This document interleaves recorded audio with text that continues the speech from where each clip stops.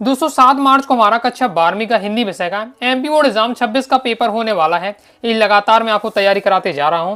और क्रम से वीडियो देखना चाहते हैं 12th Hindi topper series MP board exam 26 के नाम से प्लेलिस्ट है। प्लेलिस्ट पे जाकर क्रम से वीडियो देखकर आप तैयारी कर सकते हैं। इस वीडियो में हम दोस्तों क्या है का भाषा बोध व्याकरण सेक्शन में हमारे दो टॉपिक होते हैं। एक आपका काव्यबोध यानी व्याकरण हमारे दो टॉपिक में बांटा गया है हिंदी में, एक काव्यबोध भाषा बोध। काव्यबोध में ये टॉपिक आपको तैयार करने पड़ते हैं, भाषा बोध में ये टॉपिक तैयार करने पड़ते हैं। तो ओके, पिछली वीडियो में आपको क्या है काव्यबोध पूरा तैयार करा दिया है। 1 घंटे की वीडियो, अगर 1 घंटे की वीडियो देख लेते हैं इसमें ये सभी टॉपिक मैंने कवर करा दिए हैं और डिटेल से आपको तैयार करा है।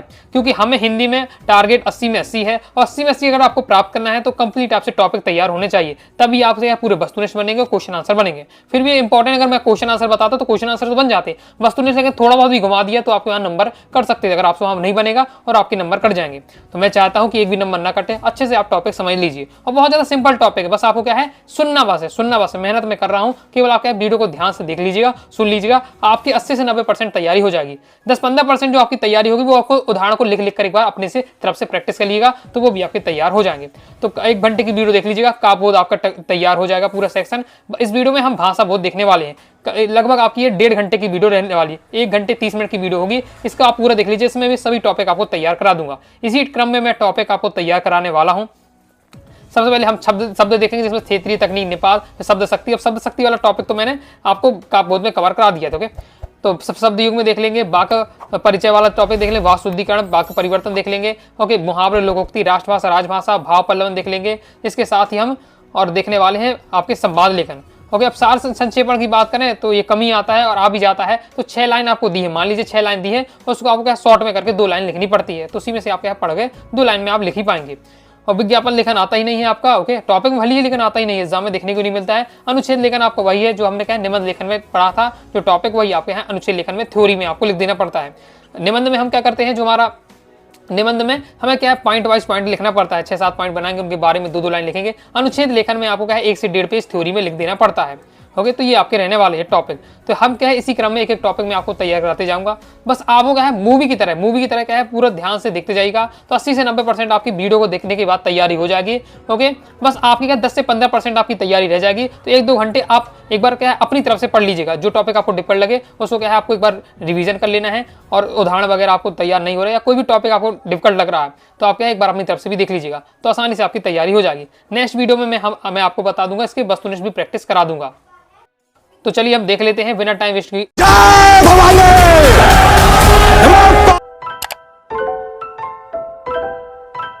सबसे पहले देख लेते हैं क्षेत्रीय शब्द। तो नामी में लिखा हुआ क्षेत्रीय, मतलब क्षेत्र में जो शब्द बोले जाते हैं वो क्षेत्रीय शब्द कहलाते हैं। तो जो शब्द किसी क्षेत्र विशेष की आम बोलचाल में प्रयोग किए जाते हैं वे हमारे क्या है क्षेत्रीय शब्द कहलाते हैं।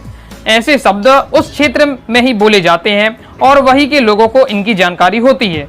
जैसे उदाहरण के लिए झोला हो गया, थैला हो गया, परात हो गया, झाड़ू हो गया, लोटा, लुटिया, ये सब आपके क्या हो जाते हैं क्षेत्रीय शब्द कहलाते हैं। ओके, मतलब जो क्या है क्षेत्र किसी विशेष क्षेत्र में बोले जाते हैं, ओके, आम बोलचाल में शब्द में प्रयोग किए जाते हैं, वो आपके क्या है क्षेत्रीय शब्द कहलाते हैं।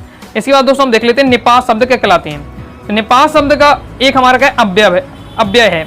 अव्यय का मतलब क्या होता है, अव्यय शब्द वे शब्द कहलाते हैं जो आपका क्या है चाहे वो स्त्रीलिंग वाला सेंटेंस हो या पुल्लिंग वाला सेंटेंस हो, वही यूज होते हैं। ओके, जैसे एक भर है, ये आपका भर लिखा हुआ है, ये तक है तो ये ही है, ये सब आपके क्या है अव्यय शब्द ही है। ओके, जैसे रोहन दिन भर सोया, मोनिका दिन भर सोई। तो यहाँ जो भर जैसे शब्द में यूज बोल रहा तो वो चाहे स्त्रीलिंग सेंटेंस वाला हो चाहे पुल्लिंग वाला सेंटेंस, उसमें बदल नहीं रहा, वो एक ही रहता है, तो वो आपके अव्यय शब्द कहलाते हैं। लेकिन आपको अव्यय शब्द आपके अभी सिलेबस में नहीं है तो इतना ज्यादा डिटेल से नहीं पढ़ना है। निपात शब्द आप देख लेते हैं। तो निपात शब्द जो शब्द होते हैं वो एक अव्यय ही होते हैं। ओके, तो आपको परिभाषा लिखनी है। निपात शब्द एक अव्यय है जो किसी भी बात में अतिरिक्त बल देने के लिए किसी भी वाक्य में क्या है प्रयोग किए जाते हैं। निपात शब्द का प्रयोग करने से वाक्य या जो है बात का मतलब नहीं बदलता। ये शब्द किसी भी बात में मात्र बल डालने का काम करते हैं। यानी किसी भी वाक्य में हमें क्या है बल देना है तो हम क्या है उन शब्दों का प्रयोग करते हैं। ओके, जैसे भी, तो, भर, तक, ही आदि, ये सब हमारे क्या है निपात शब्द हैं। जैसे आपको स्कूल जाना होगा, तो आपको स्कूल जाना ही होगा। जैसे दूसरे वाला सेंटेंस बोला उसमें तो अलग ही आपको जोर दिख रहा हो, आपको स्कूल जाना ही होगा, तो इसमें ही शब्द मैंने यूज किया, वो आपका निपात शब्द है। पेपर में अक्सर पूछे जाता है, रेगिस्तान में आता है, ये इसी बात से सेंटेंस लिख दिया जाता है कि आपको स्कूल जाना ही होगा। इस सेंटेंस में, इस वाक्य में निपात शब्द, तो ही जो है वो आपका निपात शब्द, तो ये आपको याद रखना, ये आपके निपात शब्द होते हैं। ओके, तो किसी भी हम जब वाक्य में ऐसे शब्द जिनका हम प्रयोग करके उस वाक्य में हम क्या जोड़ देते हैं, वो हमारे निपात शब्द कहलाते हैं। अब तकनीकी शब्द देख लेते हैं। तकनीकी शब्द क्या होते हैं? किसी भी विषय से जुड़े ऐसे शब्द जिनका प्रयोग मुख्य रूप से उसी विषय की चर्चा के लिए किया जाता है, तकनीकी शब्द कहलाते हैं। मतलब जो तकनीकी शब्द वे शब्द होते हैं जो किसी टॉपिक, स्पेशल टॉपिक के लिए बने होते हैं, और जब उस टॉपिक को हम पढ़ते हैं तभी उनका यूज करते हैं, अन्यथा उनका क्या उपयोग नहीं होता है। इन्हें हम क्या है, परिभाषिक शब्द भी कहते हैं। तकनीकी शब्द अंग्रेजी के टेक्निकल का पर्याय है। उदाहरण के लिए जैसे हम देख लेते हैं कि भौतिक विज्ञान यानी फिजिक्स में जो हमें वेग, गुरुत्वाकर्षण, त्वरण, ये शब्द यूज करते हैं जब भी, लेकिन इन शब्द का प्रयोग कब होता है? गुरुत्वाकर्षण, वेग, त्वरण, जब हम क्या फिजिक्स सब्जेक्ट पढ़ते हैं। बाकी हम इसका नॉर्मल डेली जीवन में क्या इसका उपयोग नहीं करते हैं। जैसे आपका यज्ञ, जप, तप, ये सब शब्द का प्रयोग कब करते हैं? जब पूजा वगैरह में इनका काम करते हैं। आई होप आप समझ गए होंगे। ऐसे शब्द होते हैं आपके तकनीकी शब्द जो क्या है किसी एक स्पेशल पर्टिकुलर टॉपिक के लिए क्या है उनका यूज करते हैं। चलिए हम समझ लेते हैं शब्द युग्म क्या है। इतना डिटेल से नहीं लिखना है, लेकिन मैंने आपको समझाने के लिए लिखा है, तो देख लेते हैं शब्द युग्म क्या है। शब्द युग्म का शाब्दिक अर्थ होता है शब्द का जोड़ा, मतलब शब्द युग्म या कपल। ओके, कपल को हम हिंदी में युग्म बोलते हैं। तो क्या है आपका हो जाए जोड़ा, तो शब्द युग्म यानी शब्दों का जोड़ा। समानता बातचीत करते समय या लिखते समय हम कई बार अपनी बातों को प्रभावशाली बनाने के लिए वाक्य में एक ही शब्द को हम क्या है लगातार दो बार बोल देते हैं, या दो समानार्थी शब्दों को या दो विलोम शब्दों को साथ साथ बोलते हैं। यानी जब भी हम क्या है अपनी बात को प्रभावी बनाना चाहते हैं तो हम कई बार क्या करते हैं, कोई भी शब्द को दो बार बोलते हैं, या समानार्थी शब्द को दो बार या विलोम शब्दों को एक साथ दो बार बोल देते हैं, मतलब जोड़े में बोल देते हैं, ओके, प्रयोग कर देते हैं। इस प्रकार से ऐसे शब्दों को हम क्या शब्द युग्म कहते हैं। हिंदी भाषा में इस प्रकार के कई शब्दों का प्रयोग जोड़े में किया जाता है। ऐसे करते समय उनके बीच में योजक चिन्ह लगाते हैं। ये थोड़ा सा छोटा सा डैश लगा रहता है, ये आपका योजक चिन्ह कहलाता है। और एग्जांपल हम जैसे देख लेते हैं कि वह बार बार मुझे देख रहा है, तो इसमें देखिए बार बार जो शब्द है ये आपका क्या है शब्द युग्म कहलाएगा। तो पेपर में इस प्रकार से भी क्वेश्चन आ सकता है कि वह बार बार मुझे देख रहा है, वाक्य में शब्द युग्म है, तो बार बार आपके शब्द युग्म। ओके, रवि के पास पर्याप्त धन संपदा है, तो इसमें धन संपदा क्या है शब्द युग्म है। ओके, अब लेकिन ये क्या है, अब फिर आगे देख लेते हैं। इस व्यापार में मुझे कुछ भी हानि लाभ नहीं है, तो हानि लाभ एक शब्द युग्म हो जाता है। मोहन ने अपनी बची कुची जमीन भी बेच दी, तो बची कुची भी क्या है यहाँ आपका एक है शब्द युग्म है। तो हमने इन शब्द युग्म को पहचान लिया है, लेकिन हम देख रहे हैं कई बार एक ही शब्द को दो बार यूज कर दिया है, कई बार एक ही शब्द के समानार्थी शब्द यूज किए जा रहे हैं, कई बार क्या है विलोम शब्द यूज किया जा रहा है। तो इससे क्या है आपके शब्द युग्म के प्रकार आपके आते हैं। ओके, इसी से क्या है शब्द युग्म के प्रकार हम देखेंगे। तो इन वाक्यों में क्रमशः बार बार, धन शब्द, हानि लाभ, बची कुची ऐसे शब्द हैं जो क्या है साथ साथ प्रयोग हो रहे हैं और इनके वाक्य प्रभावशाली बन जा रहे हैं। अतः इस प्रकार के ऐसे शब्द को हम क्या शब्द युग्म कहते हैं। आइए आप क्या शब्द युग्म समझ गए होंगे और शब्द युग्म के आपके उदाहरण के समझ लिए हैं। अब दोस्तों हम देखेंगे शब्द युग्म के प्रकार या भेद। तो शब्द युग्म दोस्तों आपके 6 प्रकार के होते हैं। कौन कौन से होते हैं? तो पहले आप नाम सुन लीजिए। पुनरुक्ति शब्द युग्म, फिर आपका सजातीय या संवर्गीय शब्द युग्म, समानार्थी शब्द युग्म, विपरीतार्थ या विलोम शब्द युग्म, सार्थक निरर्थक शब्द युग्म, निरर्थक शब्द युग्म। एक बात मैं आपको बताऊं, अभी आपको लगा बहुत ज्यादा डिफिकल्ट लग रहा होगा, एक बार आपको उस नाम इनके तैयार कर लीजिएगा, फिर इनके सभी की परिभाषा उनके बारे में, उनके नाम में ही उनका राज छुपा हुआ है। नाम से ही आप क्या किसी परिभाषा उदाहरण आप दे सकते हैं। देख ले पुनरुक्त, पुनरुक्त यानी बार बार, तो एक ही शब्द को दो बार में यूज करते हैं तो आपको पुनरुक्ति शब्द कहलाएगा। सजातीय संवर्गीय बारे में शब्द युग्म में क्या होता है संवर्गीय या सजातीय, मतलब जो दो शब्द यूज करते हैं हम वो एक ही जातीय एक ही वर्ग के होते हैं। समानार्थी शब्द युग्म यानी दो जो शब्द का यूज करते हैं दोनों का अर्थ एक ही होता है। विलोम शब्द युग्म यानी इनका नामी में छुपा हुआ विलोम होते हैं, मतलब दो शब्द होते हैं वो एक दूसरे के विलोम होते हैं। सार्थक निरर्थक शब्द युग्म में मतलब हो जाता है कि एक शब्द दो शब्द यूज होते हैं, एक आस में आपका सार्थक होगा दूसरा आपका निरर्थक होगा, मतलब एक शब्द का तो अर्थ निकलेगा लेकिन दूसरे शब्द का कोई अर्थ नहीं निकलेगा। फिर लास्ट हमारा निरर्थक शब्द युग्म नामी में छुपा है निरर्थक, मतलब जो दो शब्द यूज हो रहे हैं उसमें दोनों में किसी का कोई मतलब है ही नहीं। ओके, इस प्रकार से हम चलो डिटेल से समझ लेते हैं। तो पहले हम देख ले पुनरुक्त शब्द युग्म। तो युग्म जब एक ही शब्द का दो बार जोड़े के रूप में प्रयोग किया जाता है तो ऐसे शब्द युग्म पुनरुक्त शब्द युग्म कहते हैं। पुनरुक्त शब्द में क्या हो जाता है एक ही शब्द का क्या दो बार प्रयोग होता है, धीरे धीरे, बार बार, राम राम आदि। आगे देख लेते हैं। दूसरा है दोस्तों हमारा सजातीय संवर्गीय शब्द युग्म। जब किसी शब्द के युग्म में समान जाति या समान वर्ग के शब्दों का प्रयोग किया जाता है तो ऐसे शब्द युग्म को हम सजातीय या समवर्गीय शब्द युग्म कहते हैं। तो मैं बता ही चुका हूँ, समझा दिया है। नाम में सब आपका राज छुपा हुआ। अभी मेरा समवर्गीय यानी क्या है, या सजातीय, यानी जो दो शब्द प्रयोग होंगे वो एक ही जाति के होंगे या एक ही वर्ग में।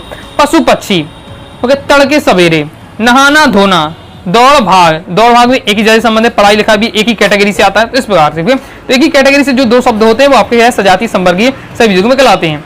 फिर आता है हमारा दोस्तों समानार्थी शब्द युग्म। तो इसमें क्या होता है कि जो दो शब्द होते हैं दोनों क्या होते हैं, एक ही अर्थ होता है, दोनों शब्दों का एक ही अर्थ होता है। तो जब किसी शब्द युग्म के समान अर्थ के शब्दों का प्रयोग किया जाता है तो शब्द युग्म को, ऐसे शब्द युग्म को हम क्या कहते हैं, सजातीय या समवर्गीय शब्द युग्म कहते हैं। उदाहरण के लिए आदर सत्कार, तो आदर का मतलब भी यही होता है, सत्कार का मतलब भी यही है, मतलब ओके। धन संपदा, धन का मतलब भी पैसे से, रुपया से संबंधित है, संपदा भी मतलब पैसे रुपया से संबंधित होता है। मान सम्मान, सुबेरे, सुबह सवेरे, ओके, मतलब एक ही, दोनों जो शब्द यूज हो रहे हैं उनका अर्थ एक ही है। सुबेरे भी मॉर्निंग, भैया सवेरे को भी मॉर्निंग कहते हैं, आ रहा समझे। तो बच्चे, बाल बच्चे, रूखा सूखा, सखी सहेली, जादू टोना, अच्छा भला, ये जो हो रहे हैं इनके अच्छा भला दोनों का मतलब क्या है, एक ही है। ओके, तो इस प्रकार से जो दो शब्द आते हैं दोनों शब्दों का अगर एक ही अर्थ होता है वो आपका समानार्थी शब्द युग्म कहलाता है। आगे नेक्स्ट हमारा आ जाता है विपरीत अर्थ या विलोम शब्द युग्म।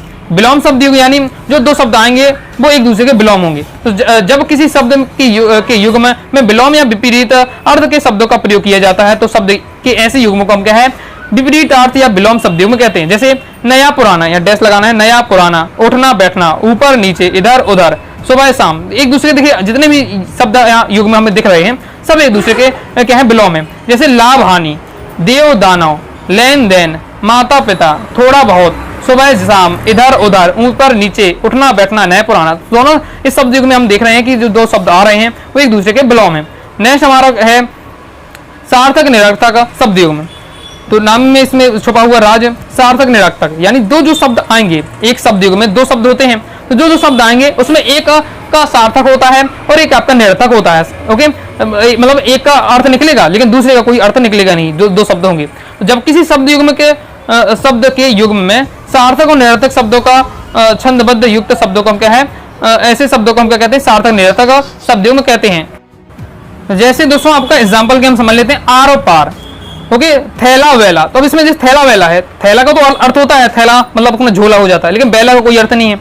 तो सज धज, तो अब सज का तो अर्थ है लेकिन धज का कोई अर्थ नहीं होता। चादर वादर, तो चादर का अर्थ होता है अपना, ओके, लेकिन बादर का अर्थ नहीं है। चाय वाय, तो चाय का अर्थ है बाय का नहीं, तो इसलिए होते हैं। तो ऐसे शब्द युग में क्या होता है, शब्द युग में जो दो शब्द आते हैं उसमें एक का तो अर्थ होता है लेकिन दूसरे का अर्थ नहीं होता है, वो आपका कहलाता है सार्थक निरर्थक शब्द युग। ओके, आई होप आप समझ गए होंगे।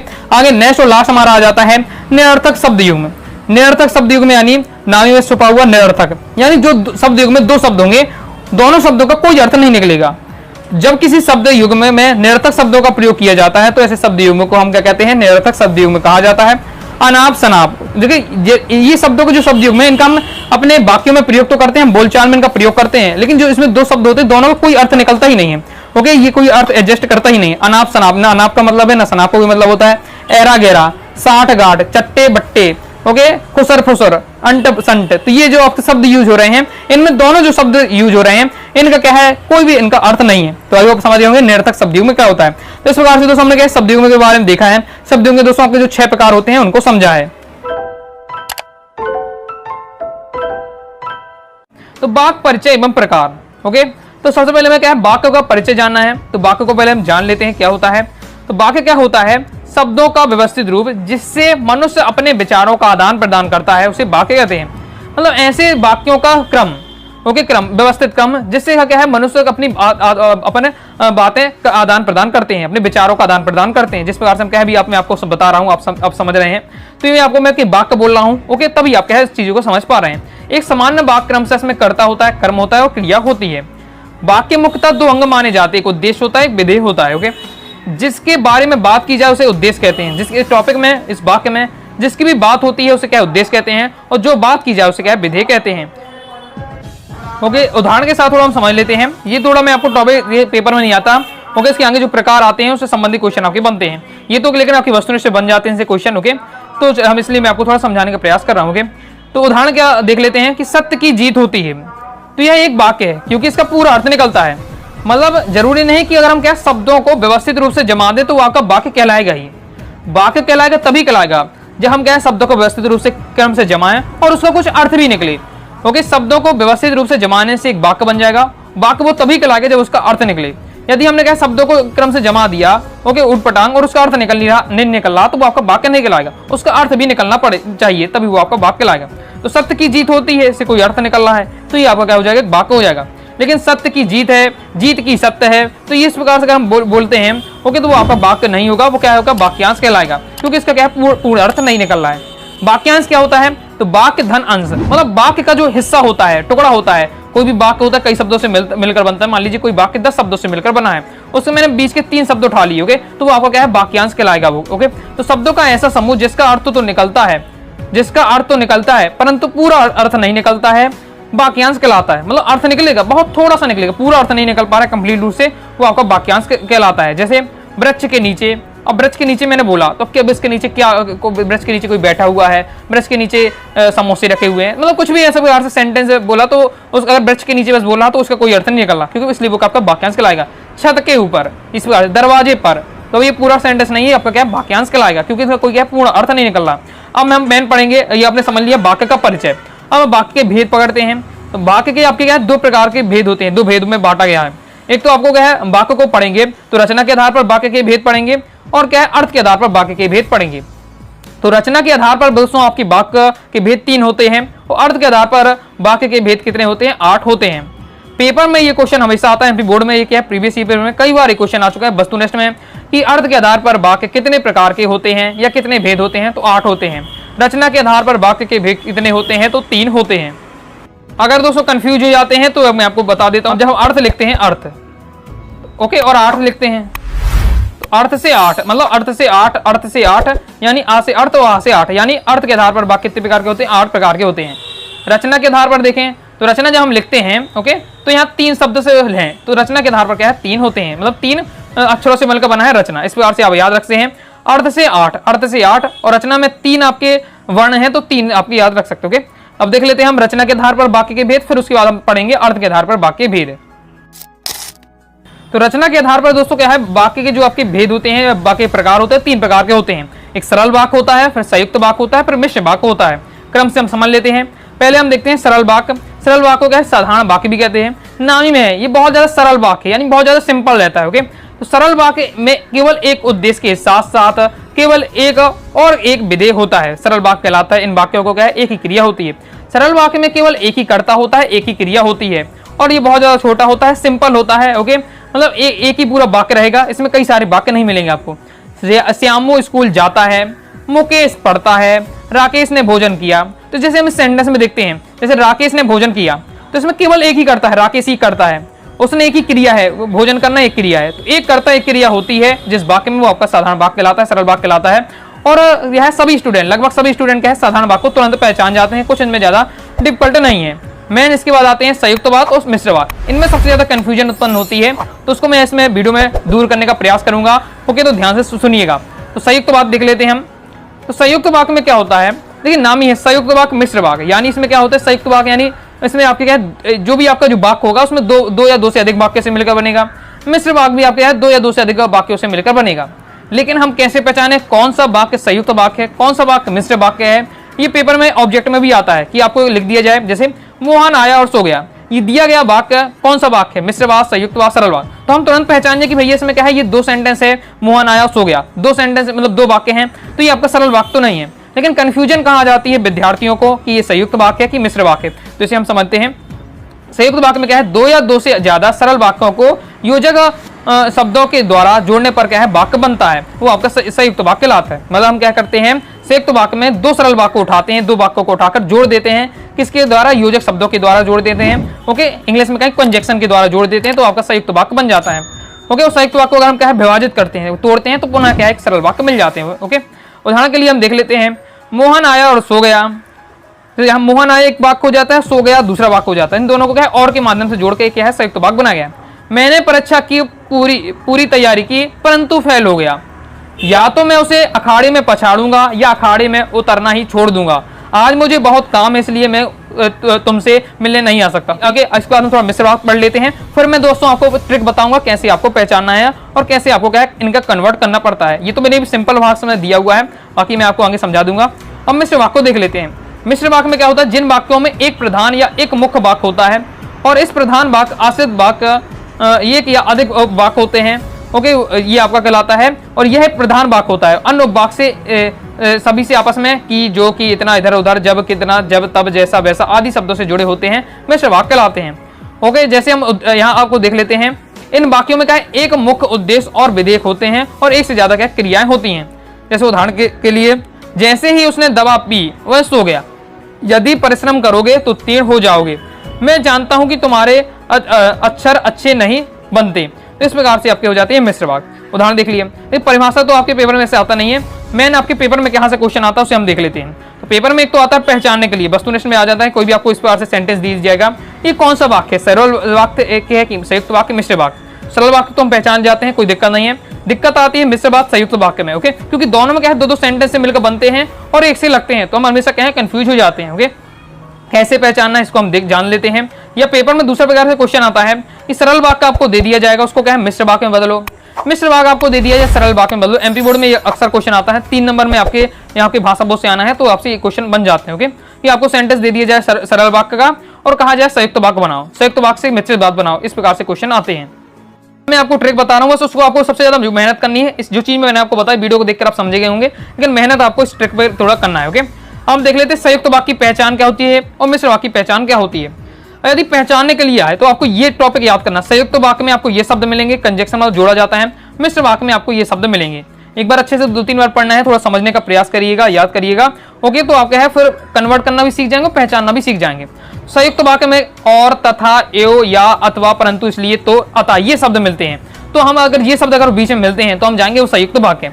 लेकिन अगर हमें क्या है कि, जो, क्योंकि, जितना, उतना, जैसा वैसा, जब तब वहां, जिधर उधर, यदि, तो, यद्यपि, तथापि ये शब्द मिलते हैं तो हम पहचान जाएंगे कि क्या है मिश्र वाक्य है। ओके, तो जैसे हम एग्जांपल में आपको समझा देता हूं, जैसे हमारे पेपर में ये वाला क्वेश्चन आता है, मैंने परीक्षा की पूरी तैयारी की परंतु फेल हो गया। तो जैसे ही मैंने देखा कि जो 2 सेंटेंस, एक मैंने परीक्षा की पूरी तैयारी की, दूसरा सेंटेंस इसमें फेल हो गया, किससे जुड़ा हुआ, परंतु शब्द से जुड़ा हुआ है। परंतु यहाँ किसकी पहचान मैंने बताया, परंतु आपकी बताई संयुक्त वाक्य, तो हम समझ गए ये वाला हमारा क्या संयुक्त वाक्य है। इस प्रकार से आप पहचान सकते हैं। ओके, जैसे यहाँ देखिए, आज मुझे बहुत काम है इसलिए मैं तुमसे नहीं मिल सकता, इसमें इसलिए शब्द लगा हुआ है, इसलिए किसकी मैंने आपको पहचान बताई, संयुक्त वाक्य बचाई है, तो आपकी ये क्या है संयुक्त वाक्य हो जाएगा। इस प्रकार से आप क्या है पहचान कर सकते हैं। बस थोड़ा सा आपको मेहनत क्या करनी है, आपकी थोड़ी शब्द एक बार अच्छे से तैयार कर लीजिएगा। ओके, इसके बाद नेक्स्ट देख ले मिश्र वाक्य में, जैसे मैं बता देता हूं, जैसे ही उसने दवा पी। ओके, तो देखिए जैसे ही मैंने आपको बताया वैसे ही ये शब्द आते हैं। यदि परिश्रम करोगे तो उत्तीर्ण हो जाओगे, तो यदि मैंने आपको यहाँ ट्रिक बताई कि यदि आपका आता है। ओके, मैं जानता हूं कि तुम्हारे अक्षर अच्छे नहीं बनते, इसमें जो की है, एक तो है मैं जानता हूं, तो दूसरा सेंटेंस है या दूसरा वाक्य है तुम्हारे अक्षर अच्छे नहीं बनते। इसमें जो दोनों शब्द, जो आपके दोनों वाक्य जुड़े हैं की से जुड़े हुए हैं, तो की किसकी पहचान है, मिश्र वाक्य, यानी मिश्र वाक्य हो जाता है। तो इस प्रकार से आप पहचान सकते हैं। अब दूसरा आता है कन्वर्ट करने के लिए, किस प्रकार से हम संयुक्त वाक्य को मिश्र वाक्य में कन्वर्ट करें या मिश्र वाक्य को संयुक्त वाक्य में कन्वर्ट करें। सिंपल रहता है, आपको क्या ये अब याद हो जाएगा आपको जब, तो आपको क्या करना है, कोई भी वाक्य आता है उसमें ये शब्द अगर सेट कर देना है। अगर आपको मिश्र वाक्य बनाना है तो ये मिश्र वाक्य ये जो शब्द होते हैं वो कोई भी जो भी फिट हो जाए वो फिट कर दीजिए। ओके, ये अगर शब्द में कोई भी शब्द अगर फिट कर देते तो आपका मिश्र वाक्य में कन्वर्ट हो जाएगा। अगर संयुक्त वाक्य में कन्वर्ट करना है तो इतने शब्दों में से अगर कोई भी शब्द आपके यहाँ उस वाक्य में फिट कर देते हैं, ओके, तो आपका वो संयुक्त वाक्य बन जाएगा। ओके, ये होते हैं शब्द फिट करने वाले, फिट कर देते हैं उसमें कन्वर्ट हो जाता है। तो दोस्तों आप समझ गए होंगे कि जब भी पेपर में अगर आता है कोई भी आपको 2 वाक्य दिए जाते हैं, वो कहा जाता है उसको संयुक्त वाक्य बनाओ, मिश्रित वाक्य बनाओ, या संयुक्त वाक्य को मिश्र वाक्य बनाना है, मिश्र वाक्य को संयुक्त वाक्य बनाना है, तो आपको क्या करना है, अगर संयुक्त वाक्य है वो मिश्र वाक्य में बनाना है तो संयुक्त वाक्य जो उसकी जो लगी होगी, इसमें ये आपकी लगी होंगी ये शब्द, उसको हटाकर मिश्र वाक्य कोई भी शब्द आपको फिट कर देना है और ऐसा फिट करना है कि सेंटेंस भी पढ़ने में अच्छा लगे, तो आपको मिश्र वाक्य में कन्वर्ट हो जाएगा। इसकी थोड़ा प्रैक्टिस करिएगा गाइडो वगैरह में, या आप मुझसे कहेंगे तो मैं आपकी अलग से इसकी प्रैक्टिस करा दूंगा। ओके, तो प्रैक्टिस करेंगे तो आपका क्या तुरंत आपसे बनने लगेंगे। इस प्रकार से दोस्तों हमने क्या है जो रचना के आधार पर आपके वाक्य 3 प्रकार के होते हैं, सरल, संयुक्त, मिश्र, इनको हमने समझ लिया है। अब दोस्तों हम देखेंगे अर्थ के आधार पर वाक्य। तो अब देख लेते दोस्तों हम अर्थ के आधार पर वाक्य के प्रकार। तो अर्थ के आधार पर दोस्तों 8 प्रकार के होते हैं, अर्थ से 8। ओके, इस प्रकार से आपको याद रखना है कौन कौन से। तो विधानवाचक होता है, आपका निषेधवाचक, संदेहवाचक, इच्छावाचक, प्रश्नवाचक, आज्ञावाचक, विस्मयादि बोधक और संकेतवाचक।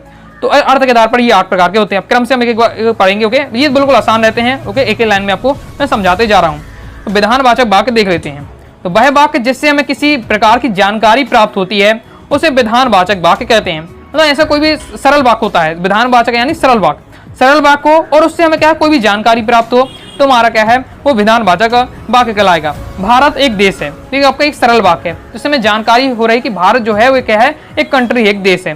राम के पिता का नाम दशरथ था, दशरथ है, दशरथ अयोध्या के राजा थे। तो इन सभी वाक्यों में क्या है साधारण वाक्य है, ओके, सरल वाक्य है और साथ ही हमें इससे क्या है जानकारी प्राप्त हो रही तो हम कह सकते हैं ये विधानवाचक वाक्य हो जाते हैं। ओके, आगे नेक्स्ट हम देख लेते हैं।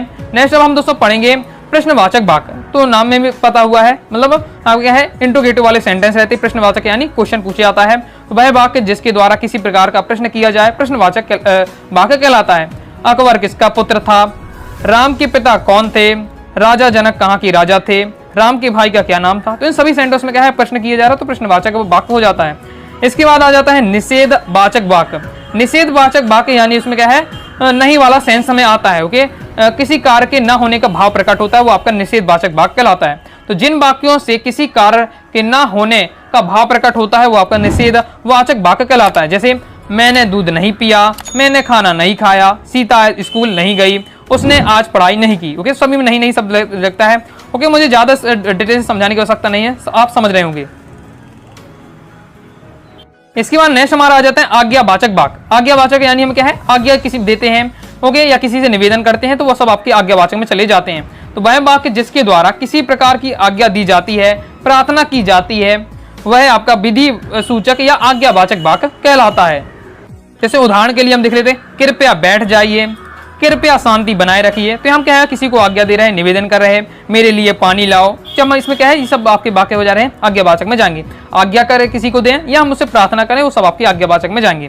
फिर आ जाता है नेक्स्ट संदेहवाचक वाक्य, यानी संदेह यानी हमें किसी संशय हो, संदेह हो, वो आपका संदेहवाचक वाक्य के अंतर्गत जाएगा।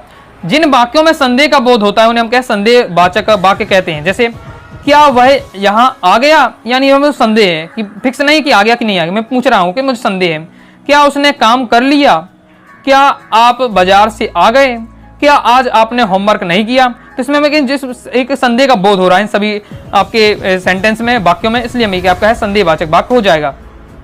इसके बाद नेक्स्ट आ जाता है हमारा विस्मयादि बोधक वाक्य। ओके, विस्मयादि बोधक वाक्य कहलाते हैं वह वाक्य जिससे किसी प्रकार की गहरी अनुभूति का प्रदर्शन किया जाए वह आपका विस्मयादि वाचक वाक्य कहलाता है।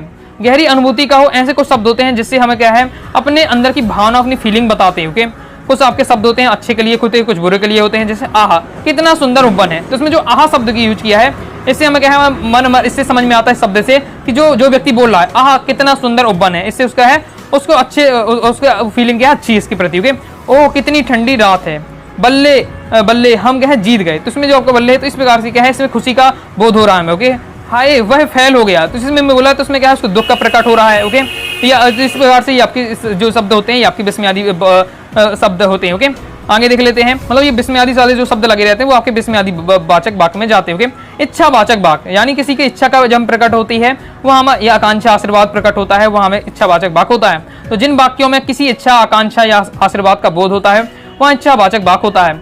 भगवान आपको दीर्घायु रखे, नव वर्ष मंगलमय हो, भगवान आपकी सभी मनोकामना पूर्ण करे। ये समय हम क्या इच्छा कर रहे हैं, आकांक्षा कर रहे हैं या आशीर्वाद दे रहे हैं, तो ये सब आपके इच्छावाचक वाक्य के अंतर्गत जाएंगे। नेक्स्ट और लास्ट हमारा है संकेतवाचक वाक्य, जहां हम संकेत करते हैं, हिंट करते हैं। ओके, तो वहाँ आपका क्या हो जाता है संकेतवाचक वाक्य होता है। जिन वाक्यों में किसी का बोध होता है उसे क्या है संकेतवाचक वाक्य कहते हैं।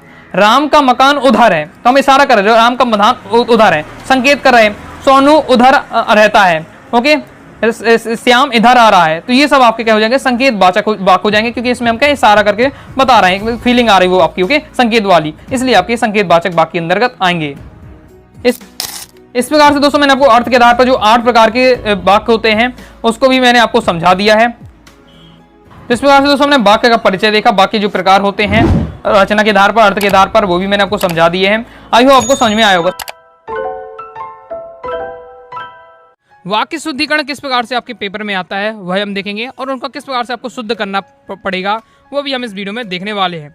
वाक्य शुद्धिकरण का कोई ऐसा रूल नहीं है कि फिक्स रूल है कि आप ऐसे फॉलो करते जाएंगे तो आपका क्या है वाक्य शुद्धिकरण हो जाएगा, क्योंकि क्या है अलग बहुत सारी अशुद्धियाँ होती हैं हिंदी का वाक्य। तो हिंदी के वाक्य में दोस्तों बहुत सारी अशुद्धियाँ हो सकती हैं। ओके, तो आपको क्या है, इसके भी रूल हो सकते हैं बहुत सारे, लेकिन आपको क्या है केवल आपके एमपी बोर्ड एग्जाम की अगर बात करते हैं 3 नंबर क्वेश्चन रहने वाला है। और दोस्तों सिलेक्टेड आता है, कुछ ज़्यादा हर बार बदल के नहीं आता है, एकदम सिलेक्टेड है आपके अशुद्ध वाले वाक्य को किस प्रकार से शुद्ध किया जाता है। तो अगर आप प्रैक्टिस कर लेते हैं, ओके 40 से 50 अगर आप क्या है प्रैक्टिस कर लेते हैं अशुद्ध वाक्य को शुद्ध करना, तो फिर आपसे अपने आप बनने लगेगा और आपका माइंड चलने लगेगा। चलिए स्टार्ट कर लेते हैं। पहला वाक्य, इस साइड अशुद्धि वाक्य है, इस साइड आपके शुद्ध वाक्य।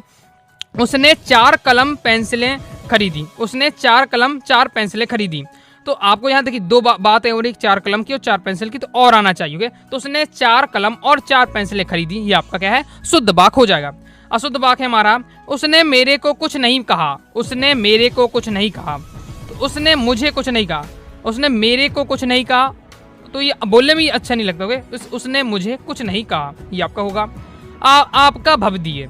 तो देखिए दोस्तों, आपका और भवदी, भवदी का मतलब ही होता है आपका। ओके, तो दोनों का मतलब एक ही है। बहुत सारे ऐसे सेंटेंस आता है जिसमें एक ही जो शब्द होते हैं उसके कई मतलब होते हैं, तो सब प्रयोग कर दिए जाते हैं, जबकि एक ही वाक्य में केवल एक ही शब्द आना चाहिए। ओके, मतलब एक ही अर्थ वाला एक ही शब्द आना चाहिए। आपका मतलब भी भवदी का मतलब भी एक ही होता है, इसमें एक यूज करना है, तो भवदी बस यूज करेंगे। ओके, आपका बस यूज करें या भवदी करें, एक यूज होगा, दोनों एक साथ यूज नहीं होते। ओके, नेक्स्ट, आपको आदर पूर्वक प्रणाम है। तो आपको आदर पूर्वक नहीं होता है, सादर प्रणाम होता है। सादर प्रणाम, तो आपको सादर प्रणाम। नेक्स्ट है, वह गुणवान महिला है। यहाँ जैसे कह दें लता गुणवान महिला है, तो यहाँ इसका राइट आंसर आपका क्या हो जाएगा, शुद्ध वाक्य क्या हो जाएगा कि लता गुणवती महिला है। गुणवान आता है वो क्या है पुल्लिंग में आता है, यहाँ स्त्रीलिंग की बात हो रही तो गुणवती हो जाएगा। आगे देख लेते हैं। नेक्स्ट है, महादेवी वर्मा विद्वान महिला है। इसका दोस्तों आपका शुद्ध वाक्य हो जाएगा महादेवी वर्मा विदुषी हैं। ओके, विद्वान जो होता है वो क्या है पुल्लिंग में आता है, जबकि अगर हमें स्त्रीलिंग में यूज करना है तो विदुषी आता है, तो विदुषी आप लिख लीजिएगा। ओके, विदुषी आ गया तो फिर महिला लिखने की आवश्यकता नहीं हो पाती है पड़ती है, क्योंकि विदुषी शब्द क्या है महिला के लिए यूज होता है, इसलिए। नेक्स्ट है, ये पर्वत में सैर करने जाते हैं। तो ये पर्वत में सैर करने जाते हैं, तो ये पर्वत की सैर करने, पर्वत में नहीं पर्वत की सैर करने जाते हैं। ओके, नेक्स्ट, गांधी जी का देश सदा आभारी रहेगा। तो गांधी जी का देश सदा आभारी रहेगा, तो इसका आपका शुद्ध वाक्य रहेगा देश गांधी जी का सदा आभारी रहेगा। नेक्स्ट है, कई ऑफिसों के अधिकारी छुट्टी लेकर चले गए। तो कई ऑफिसों के अधिकारी, तो यहाँ ऑफिस के कई सारे अधिकारी, तो कई अधिकारी में क्या है कई सारे आएंगे। ऑफिसों में तो पहले ही बहुवचन है, तो बहुवचन इसमें बनाने की आवश्यकता नहीं है। ओके, तो क्या आपका शुद्ध वाक्य होगा ऑफिस से कई अधिकारी छुट्टी लेकर चले गए। आगे नेक्स्ट है, सरोवर के अंदर पानी भरा है। सरोवर के अंदर पानी भरा है, तो सरोवर में पानी है। ओके, सरोवर में पानी है, तो वाक्य को जबरदस्ती बढ़ाने की आवश्यकता नहीं रहती है। ओके, केवल आपको क्या है शॉर्ट में हो जाएगा। तो सरोवर के अंदर पानी भरा हुआ है, तो सरोवर में पानी है, ये आपका हो जाएगा। ओके, नेक्स्ट, भारत की बढ़ती हुई जनसंख्या वृद्धि के कारण लिखिए। तो अब यहाँ भारत की बढ़ती हुई जनसंख्या वृद्धि के कारण लिखिए, तो शुद्ध वाक्य हो जाएगा भारत की जनसंख्या वृद्धि के कारण लिखिए, क्योंकि जनसंख्या वृद्धि में ही वृद्धि का मतलब है बढ़ती हुई, तो यहाँ 2 शब्द यूज नहीं होना है, एक ही अर्थ के 2 शब्द यूज नहीं करना है हमें एक वाक्य में। तो यहाँ वृद्धि भी है और बढ़ती हुई है, तो एक बार यूज करना है। तो जनसंख्या वृद्धि में क्या है बढ़ती हुई अर्थ आ जाता है, तो बढ़ती हुई हट जाएगा, तो भारत की जनसंख्या वृद्धि के कारण लिखिए। नेक्स्ट है, राम श्याम के झगड़े का हेतु क्या हो सकता। हेतु का मतलब होता है कारण के लिए यूज करते होंगे। राम श्याम के झगड़े का क्या कारण हो सकता है। आगे देख लेते हैं। ये वाक्य शुद्धिकरण केवल प्रैक्टिस पर डिपेंड करता है, लगातार आप क्या है पढ़ते रहेंगे, समझते रहेंगे, और एजेटिस आ जाता है। जो मैं आपको बता रहा हूँ 50 में प्रैक्टिस करा देना हो, केवल 3 से 4 आने आपके, तो एजेटिस आपको वही रखे मिल जाएंगे। ओके, इसलिए ध्यान से पढ़ते जाइए और समझते जाइएगा। जो कल आएगा सो पुरस्कार पाएगा। तो इसका सही क्या होगा, जो कल आएगा वह पुरस्कार पाएगा। इस समय उसकी आयु 40 वर्ष की है, तो इस समय वह 40 वर्ष का है। ओके, मतलब जो सेंटेंस में जबरदस्ती जो शब्द लगाए जाते हैं, सेंटेंस को जबरदस्ती बड़ा बनाया जाता है, उसको शॉर्ट में आपको लिख देना है। ओके, तो आयु की बात होगी 40 वर्ष का है, तो आयु की नॉर्मल बात होगी, इसलिए आयु शब्द आपको हटा देना है। तो इस समय वह 40 वर्ष का है। जैसे उसकी आंख से आंसू बह रहे थे, तो उसकी आंखों से आंसू बह रहे थे, क्योंकि आंख आपकी क्या है एक तो होगी, दो नहीं है। आंसू बहेंगे तो एक आंख से तो निकलेगा ही, दोनों की बात होती है नॉर्मल। तो उसकी आंखों से आंसू बह रहे थे। ओके, आंख से आपका आंखों हो जाएगा। आगे नेक्स्ट है, उसके पास केवल मात्र 200 रुपए है। इंपॉर्टेंट है, इस प्रकार का क्वेश्चन कई बार आ चुका है, केवल मात्र वाला समझ लीजिए। उसके पास केवल मात्र 200 रुपए हैं, तो उसके पास मात्र 200 रुपए हैं या उसके पास केवल 200 रुपए हैं। अब केवल का और मात्र का एक ही अर्थ होता है। ओके, तो केवल और मात्र में से कोई एक शब्द यूज करना है, क्योंकि दोनों का अर्थ एक ही होता है, तो कोई एक शब्द यूज करें। इस प्रकार से लिख सकते हैं, उसके पास मात्र 200 रुपए हैं या उसके पास केवल 200 रुपए हैं। एक शब्द यूज करना है, दोनों एक साथ नहीं आएंगे। ओके, आगे देख लीजिए। नेक्स्ट है, कश्मीर की सौंदर्यता मनमोहक है। तो सौंदर्यता है, यहाँ पर सौंदर्य हो जाएगा। ओके, सौंदर्य हो जाए। कश्मीर का जो सौंदर्य है वो मनमोहक है। प्रकृति के लिए जब भी हम यूज करते हैं, प्रकृति कोई भी हो, या झरना सौंदर्यता है, या कोई जो आपका पर्वत है, ये बहुत ज्यादा सौंदर्य या मनोहर है। तो इसमें जब प्रकृति की बात होती है, सौंदर्य शब्द का होता है, सौंदर्यता नहीं आती। ओके, नेक्स्ट है, गांधी जी पक्के भक्त थे ईश्वर के। ओके, तो अजीब सा सेंटेंस है ये आपका। तो गांधी जी ईश्वर के पक्के भक्त थे, इस प्रकार से आपका हो जाएगा। नेक्स्ट है, चिल्लाने में कोई फायदा नहीं। तो चिल्लाने में नहीं, चिल्लाने से कोई फायदा नहीं। ओके, नेक्स्ट है, प्लेट में बच्चे को रखकर खाना खिलाओ। प्लेट में बच्चे को थोड़ी रखा जाएगा, क्या खाना को रखा जाएगा। तो प्लेट में खाना रखकर क्या है, बच्चे को खिलाओ। नेक्स्ट देख लेते हैं। इसी प्रकार से एक और आता है आपका, बोर्ड एग्जाम में ये भी आ चुका है कि खरगोश को काटकर गाजर खिलाओ। इस प्रकार से आता है शुद्ध वाक्य।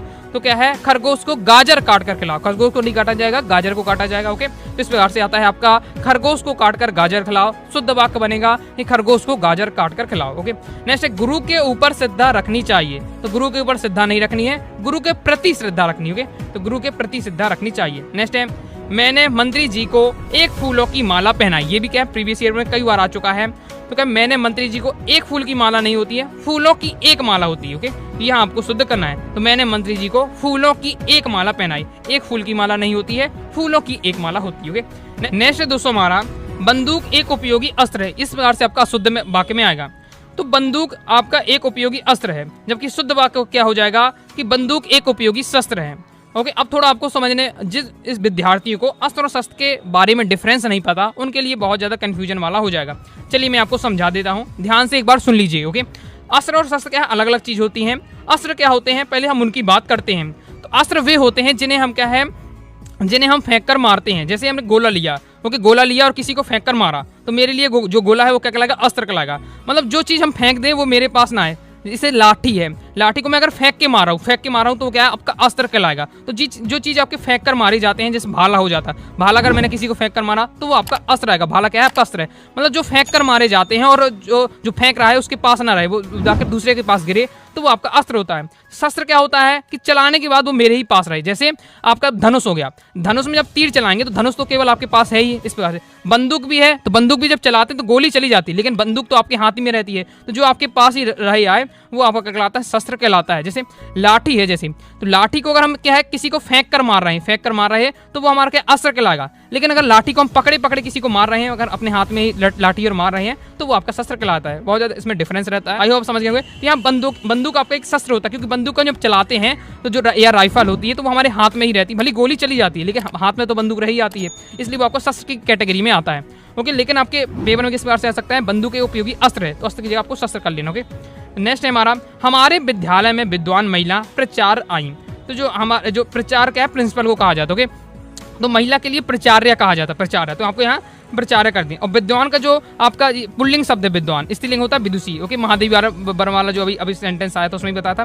तो विद्वान एक आपका पुल्लिंग है और विदुषी आपका स्त्रीलिंग है। तो स्त्रीलिंग की बात हो रही है। ओके, तो यहाँ पे आपका क्या जाओगे, स्त्रीलिंग में आपका विदुषी आएगा और यहाँ आपको क्या है, प्रचार्य कर लेना। ओके, नेक्स्ट देख लेते हैं। और आपको महिला शब्द हट जाएगा, क्योंकि ये विदुषी आ जाएगा, प्रचार्य आएगा, तो अपने आप समझ में आ जाएगा तो ये महिला ही होगी, इसलिए महिला शब्द हटा देते हैं। नेक्स्ट है, उसका सब काम गलत होता है।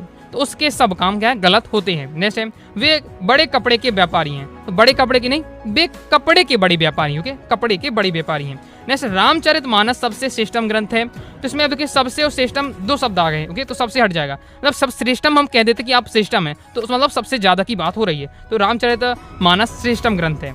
नेक्स्ट है, यदि परिश्रम करोगे तो अच्छे अंक प्राप्त करोगे। यदि परिश्रम करोगे तब अच्छे अंक प्राप्त करोगे, तो की जगह तब हो जाता है। पिता का पुत्र में विश्वास है। तो यहाँ हो जाएगा, पिता को पुत्र पर विश्वास है। पिता का पुत्र में नहीं, पिता को पुत्र पर है। ओके, पर आ जाएगा यहाँ। नेक्स्ट है, जंगल में शेर चिहाड़ने लगा। तो चिहाड़ने की जगह क्या है, शेर क्या है, दहाड़ता है ना कि चिहाड़ता है, तो दहाड़ने हो जाएगा।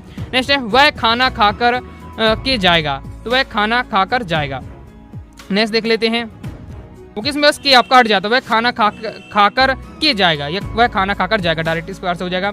उसकी टांग टूट गया। तो उसकी टांग टूट गई। ओके, पढ़ते ही कुछ तो ऐसे ही होते हैं, पढ़ते ही आपको समझ में आएगा कि कहाँ गलत हो रही है। कुछ तो नॉर्मल होते हैं, कुछ डिफिकल्ट होते हैं, इसलिए प्रैक्टिस करना इंपॉर्टेंट होता है। ओके, नेक्स्ट है उसके सामने गहरी समस्या है। जो समस्या होती है वो गहरी नहीं गंभीर होती है, तो आपका गंभीर हो जाएगा, उसके सामने गंभीर समस्या है।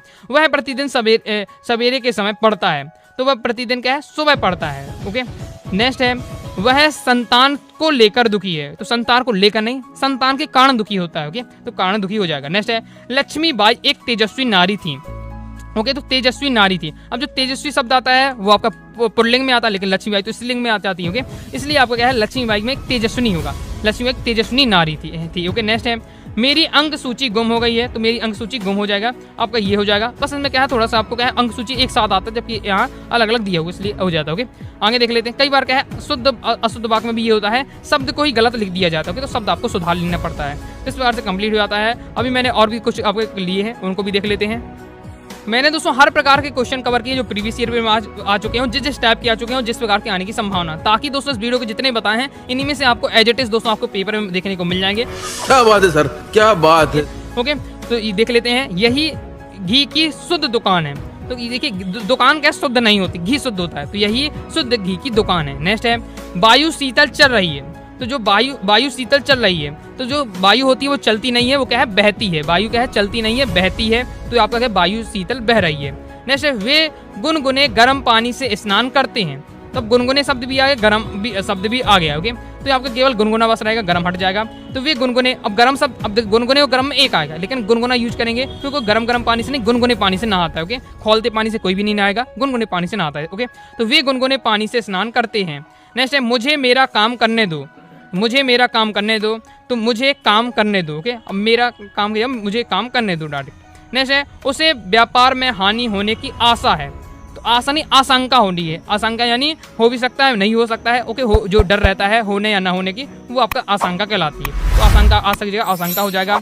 घड़ा और लोटा में पानी है, तो घड़े और लोटे में पानी है। ओके, नेक्स्ट है मैं आपकी श्रद्धा करता हूँ, क्योंकि मैं आपकी पूजा करता हूँ, इस प्रकार का अगर वाक्य होता तो शुद्ध होता। लेकिन मैं आपकी श्रद्धा करता हूँ, तो श्रद्धा क्या रखी जाती है, ना कि की जाती है। तो मैं आप पर श्रद्धा रखता हूँ। नेक्स्ट है उसे मृत्यु दंड की सजा मिली, तो अब देखिए मृत्यु दंड की सजा मिली, तो यहाँ आपको क्या हो जाएगा, उसे मृत्यु दंड मिला। अब जब मृत्यु दंड मिला, इस प्रकार का हम वाक्य कहते हैं, तो उसमें यही समझ में आ जाता है कि मृत्यु दंड क्या है, सजा ही है। तो सजा में क्या है, बताने की आवश्यकता नहीं है, तो उसे मृत्यु दंड मिला। नेक्स्ट है रात के 9 बजा था, तो इस प्रकार से हम बोलते नहीं है, पढ़ने में अजीब है, रात के 9 बजे थे, ये आपका हो जाएगा। ईश्वर के अनेकों नाम है, ये बहुत ज़्यादा इंपॉर्टेंट है और प्रीवियस ईयर में कई बार आ चुका है। ईश्वर के अनेकों नाम है, तो ईश्वर के अनेकों नाम नहीं, अनेक नाम होते हैं। ओके, तो ईश्वर के क्या है, अनेक नाम है। इस प्रकार से कंप्लीट हो जाता है। इस प्रकार से सब मिला के लगभग मैंने कहा आपको 50 आपको वाक्यों का अशुद्ध वाक्य का शुद्धिकरण समझा दिया है। सभी अगर प्रैक्टिस कर लेते हैं तो इन्हीं में से दोस्तों आपका रहने वाला है, तो अच्छे से आपको क्या है, तैयार कर लेना है। वाक्य परिवर्तन किस प्रकार से करते हैं, एमपी बोर्ड की अगर बात करें तो हिंदी के पेपर में दोस्तों आपके 3 नंबर का आ जाता है, 3 सेंटेंस आपको दिए जाएंगे और वाक्य परिवर्तन करने के लिए कहा जाएगा। ओके, तो हर प्रकार के जिस टाइप के आपके क्वेश्चन बनते हैं सब इस प्रकार इसी वीडियो में कवर करूंगा। एग्जाम्पल के लेकर मैं आपको क्या है समझाते जाऊंगा। चलिए स्टार्ट कर लेते हैं। पहला हमारा, धातुओं में सोने से अधिक कीमती कोई धातु नहीं है। इसमें विधिवाचक बनाना है, विधिवाचक को मान कर चलें आप, सरल वाक्य बनाना है। धातुओं में सोने से अधिक कीमती कोई धातु नहीं है, नहीं है जुड़ा है, यानी ये क्या है, नकारात्मक वाक्य। साधारण वाक्य में क्या है, नहीं, हमें क्या है, हटा देना है बस। तो धातुओं में सोना अधिक कीमती धातु है। आगे देख लेते हैं। नेक्स्ट है मैं गीता के रचयिता को नहीं जानता, मैं गीता के रचयिता को नहीं जानता, इसका हमें मिश्र वाक्य बनाना है। ओके, चलिए मैं आपको एक ट्रिक बताता हूँ जिससे आप क्या है कन्वर्ट करना सीख जाएंगे। ओके, तो ये थोड़ा आपको इसमें मेहनत कर लेनी है। देखिए अगर आपको क्या है पहचानने के लिए तो वैसा आता नहीं है। ओके, अगर आप सीबीएसई बोर्ड में होते तो उसमें क्या है, जो आपके ऑब्जेक्टिव टाइप आते हैं तो उसमें पहचानने के लिए आता है, आपको बनाना पड़ता है। तो आपको ये याद रख लेना है। संयुक्त वाक्य की पहचान क्या है, और, तथा, एव, या, अथवा, परंतु, इसलिए, तो, अतः। अगर ये सब किसी वाक्य में लगे हैं तो आप समझ जाइए कि आपको कौन सा है आपका संयुक्त वाक्य। देखिए रचना के आधार पर वाक्य आपके 3 प्रकार के होते हैं, सरल वाक्य, संयुक्त वाक्य, मिश्र वाक्य। सरल वाक्य बिल्कुल सिंपल होता है, साधारण वाक्य होता है, एक ही सेंटेंस रहता है। लेकिन जो संयुक्त वाक्य और मिश्र वाक्य होते हैं इसमें 2 वाक्य मिलकर एक वाक्य बनाते हैं। तो पहचानना मुश्किल हो जाता है कौन संयुक्त वाक्य है, कौन मिश्र वाक्य है, और साथ ही कन्वर्ट करना भी मुश्किल हो जाता है। तो इसके लिए दोस्तों आपको ये शब्द थोड़ा याद कर लेना है। संयुक्त वाक्य के लिए ये शब्द, मिश्र वाक्य के लिए की, जो, क्योंकि, जितना, उतना, जैसा, वैसा, तब, जहाँ, वहाँ, जिधर, उधर, ये सब आपके मिश्र वाक्य है। ओके, तो यदि दोस्तों आपके पेपर में आता है संयुक्त वाक्य से क्या है मिश्र वाक्य में कन्वर्ट करो, तो केवल और केवल आपको है मिश्र वाक्य की अगर आप ये क्या कहलाती है पहचान लगा देते हैं, उसमें सेट कर देते हैं, जो भी सेट हो जाए तो वो आपका मिश्र वाक्य में कन्वर्ट हो जाएगा। यहाँ हम देख लेते हैं गीता, मैं गीता की रचयिता को नहीं जानता, इसका मिश्र वाक्य बनाना है। तो मिश्र वाक्य बनाने में हमें इन शब्दों का प्रयोग करना है, जिसमें तो मैंने आपको रहता है की और जो से आपको बन जाता है। तो यहाँ आपको बचेगा मैं नहीं जानता कि गीता की रचयिता कौन है। तो की शब्द जोड़ा है बीच में, ओके, दो की, तो ये आपके क्या है बीच में शब्द जोड़ना है। साथ ही दोस्तों आपको एक सेंटेंस को दो टुकड़ों में तोड़ देना है। मैं नहीं जानता गीता की रचयिता कौन है, और जो इसमें जोड़ रहा है दोनों वाक्यों को की है। ओके, तो इस प्रकार से रहता है। एक वाक्य को आपको दो टुकड़ों में तोड़ना है, साथ ही जो आपके जोड़ने वाला शब्द रहने चाहिए। ओके, नेक्स्ट है, आगे देख लेते हैं। मेरे जीवन का उद्देश्य समाज सेवा है। मिश्र वाक्य आपको इसको बनाना है। तो मिश्र वाक्य में भी आपको क्या है, इसमें आपको क्या लगेगा की लगा देना है। तो की से देख लेते हैं। मेरे जीवन का उद्देश्य है कि मैं समाज सेवा करूं। तो एक वाक्य को हमने क्या है दो टुकड़ों में तोड़ दिया और बीच में की शब्द भी यूज किया है। मेरे जीवन का उद्देश्य है, एक वाक्य हो जाता है मैं समाज सेवा करूं, तो ये दूसरा हो जाता है। ओके, तो मिश्र वाक्य संयुक्त वाक्य करने के लिए कहा जाए तो इसमें तो ये तो रहता है कि आपको क्या है दो वाक्य बनाने पड़ेंगे, दो वाक्य रहता है। फिर चिन्ह कौन सा, मतलब बीच में आप कौन सा लगाएं, तो ये आपकी ये पहचान रहती है, ये आपको सेट करना है। ओके, नेक्स्ट है, दरिद्र होने पर भी वह ईमानदार है। संयुक्त वाक्य बनाना है। ओके, तो संयुक्त वाक्य बनाना है। तो यहाँ देख लेते हैं, तो वह दरिद्र है परंतु ईमानदार है। तो यहाँ परंतु शब्द यहाँ लिया गया है संयुक्त बनाने के लिए। ओके, जो यहाँ सेट हो जाए, पहले तो आपको इन शब्दों को तैयार कर लेना है, फिर जो आपको सेट सही से लगे वो आपको सेट करना है। फिर नेक्स्ट है, यद्यपि वे सज्जन हैं किंतु क्रोधी हैं। सरल साधारण वाक्य इसका आपको बनाना है, साधारण वाक्य सिंपल वाक्य बनाना है। यद्यपि वे सज्जन हैं किंतु क्रोधी हैं, वे सज्जन होते हुए भी क्रोधी हैं। यहाँ आपके दो वाक्य हैं, यद्यपि वे सज्जन हैं किंतु क्रोधी हैं। इसको हमें क्या है ऐसा कुछ सेट करना है कि अब साधारण वाक्य में क्या है एक ही लाइन में पूरी बात हो जानी चाहिए। तो वे सज्जन होते हुए भी क्या है क्रोधी है। आगे नेक्स्ट है, मेरा पुत्र बुद्धिमान। निषेधात्मक आपको ये बनाना है। तो निषेध मतलब आपको नहीं जोड़ देना है। ओके, मेरा पुत्र बुद्धिमान है, तो इसका आपका हो जाएगा या निषेधात्मक या नकारात्मक। ओके, तो मेरा पुत्र बुद्धिमान नहीं है, सिंपल है। आगे देख लेते हैं। नेक्स्ट है, हमें चाहिए कि केवल बातें ही ना बनाएं, कुछ करके भी दिखाएं। इसका साधारण वाक्य बनाना है। यहाँ आपको देखिए दो सेंटेंस आपके हुए हैं, इसको एक ऐसा आपको लाइन बनानी है जिसमें दोनों बातें हो भी जाएं लेकिन एक ही वाक्य बने। हमें बातें ना कर कुछ करके दिखाना चाहिए, इस प्रकार से। नेक्स्ट ये आप प्रैक्टिस करेंगे तो अपने आप से क्या है बनने लगेंगे। क्योंकि आगे नेक्स्ट हमारा, सच्चरित्र व्यक्ति को सभी चाहते हैं। मिश्र वाक्य बनाना है। मिश्र वाक्य बनाना है तो यहाँ हम किसका सहायता लेंगे, जो का सहायता से बना सकते। ओके, तो जो व्यक्ति सच्चरित्र होते हैं उनको सभी चाहते हैं। जो व्यक्ति सच्चरित्र होते हैं उनको सभी चाहते हैं। तो हमने एक वाक्य को क्या है दो टुकड़ों में तोड़ भी दिया है, जो शब्द का यूज भी किया है। ओके, नेक्स्ट है, मैंने स्टेशन से टिकट खरीदा और घर लौटा। इसका आपको साधारण वाक्य बनाना है। अगर आपसे पहचानने के लिए भी आ सकता है, अगर वस्तुनिष्ठ में या आपके पूछा जा सकता है कि ये दिया गया सेंटेंस किस प्रकार का है, कि दिया गया वाक्य किस प्रकार का वाक्य है।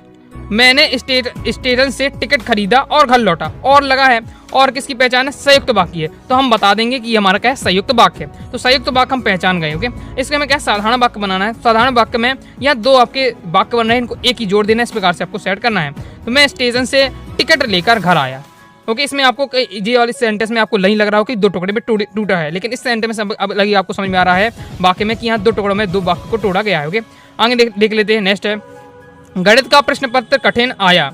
नकारात्मक वाक्य बिना अर्थ बदले। तो इसे समझ लीजिए इंपॉर्टेंट है, previous year paper MP board में कई बार इस प्रकार से आ चुका है। इसमें मैंने आपके क्या रचना के आधार पर वाक्य, अर्थ के आधार पर वाक्य सभी प्रकार के लिए हैं जो आपके पेपर में आते होंगे। तो देखिए इसमें आपको नकारात्मक वाक्य बनाना है। तो ये तो हम समझ गए हैं, नकारात्मक वाक्य बनाना है तो नहीं जुड़ेगा। ओके, अगर केवल नकारात्मक वाक्य होता तो बिल्कुल आसान होता है। गणित का प्रश्न पत्र कठिन आया, नकारात्मक अगर बनाना है तो गणित का प्रश्न पत्र कठिन नहीं आया, नहीं बस जोड़ देना है। लेकिन यहाँ एक लाइन जोड़ी है, वाक्य को बिना अर्थ बदले। तो बिना अर्थ बदले अगर ये लाइन आ जाती है तो फिर आपको क्या करना है, जो उसका विशेषण होता है उसमें दोस्तों आपको क्या है उसका विलोम लिख देना पड़ता है। यहाँ कठिन है। ओके, तो कठिन यहाँ प्रश्न पत्र क्या है, फिर कठिन है, तो प्रश्न पत्र की विशेषता क्या है, कठिन होना। ओके, तो इसका हम क्या कह रहे हैं विलोम। कठिन का विलोम क्या होगा, सरल होगा। सरल लिख देंगे और साथ ही नहीं लगाएंगे। तो आपका क्या है, वाक्य नकारात्मक वाक्य बन जाएगा और बिना अर्थ बदले बन जाएगा। तो जब भी बिना अर्थ बदले की बात करें तो नहीं तो लगाना है, लेकिन इसका जो विशेषण होता है उसको क्या है, विलोम कर देंगे। तो इसका बन जाएगा गणित का प्रश्न पत्र सरल नहीं आया। इस प्रकार से आगे देख लेते हैं। लोकप्रिय व्यक्ति का सम्मान सभी करते हैं, मिश्र वाक्य आपको बनाना है। तो इसमें जो लगा के बना देंगे, जो लोकप्रिय व्यक्ति होते हैं उनका सभी सम्मान करते हैं। तो ये दोस्तों आपका इस प्रकार से हो जाएगा। आगे नेक्स्ट देख लेते हैं। वह बुद्धिमान लड़का है, वह बुद्धिमान लड़का है या वह लड़का बुद्धिमान है। तो बिना अर्थ बदले नकारात्मक बनाना है। तो अभी मैं आपको सिखा चुका हूँ किस प्रकार से बनाना है। नकारात्मक बनाना है, नहीं मतलब जुड़ना ही है, लेकिन बिना अर्थ बदले जब ये शब्द यूज हो जाता है, जो विशेषता होती है, विशेषण होता है, उसका हमें क्या है, विलोम करना है। तो वह लड़का बुद्धिमान है, तो बुद्धिमान होना उसकी विशेषता है। तो बुद्धिमान का विलोम क्या होता है, मूर्ख होता है। तो हमारा वाक्य बन जाएगा वह लड़का मूर्ख नहीं है। नहीं तो जुड़ेगा क्योंकि नकारात्मक नहीं तो जुड़ना ही है, लेकिन बिना अर्थ बदले की जब बात करें तो आपको क्या है, उसका विलोम कर देना होता है। ओके, तो वह लड़का मूर्ख नहीं है। इस प्रकार से मेरा पड़ोसी प्रतिदिन सुबह घूमने जाता है, नकारात्मक बनाना है। जब नकारात्मक कहे तो उसमें ज़्यादा दिक्कत नहीं लेनी है, बस केवल आपको नहीं जोड़ देना है। तो मेरा पड़ोसी प्रतिदिन घूमने नहीं जाता है। आगे नेक्स्ट हमारा, स्नान करो विद्यालय जाओ।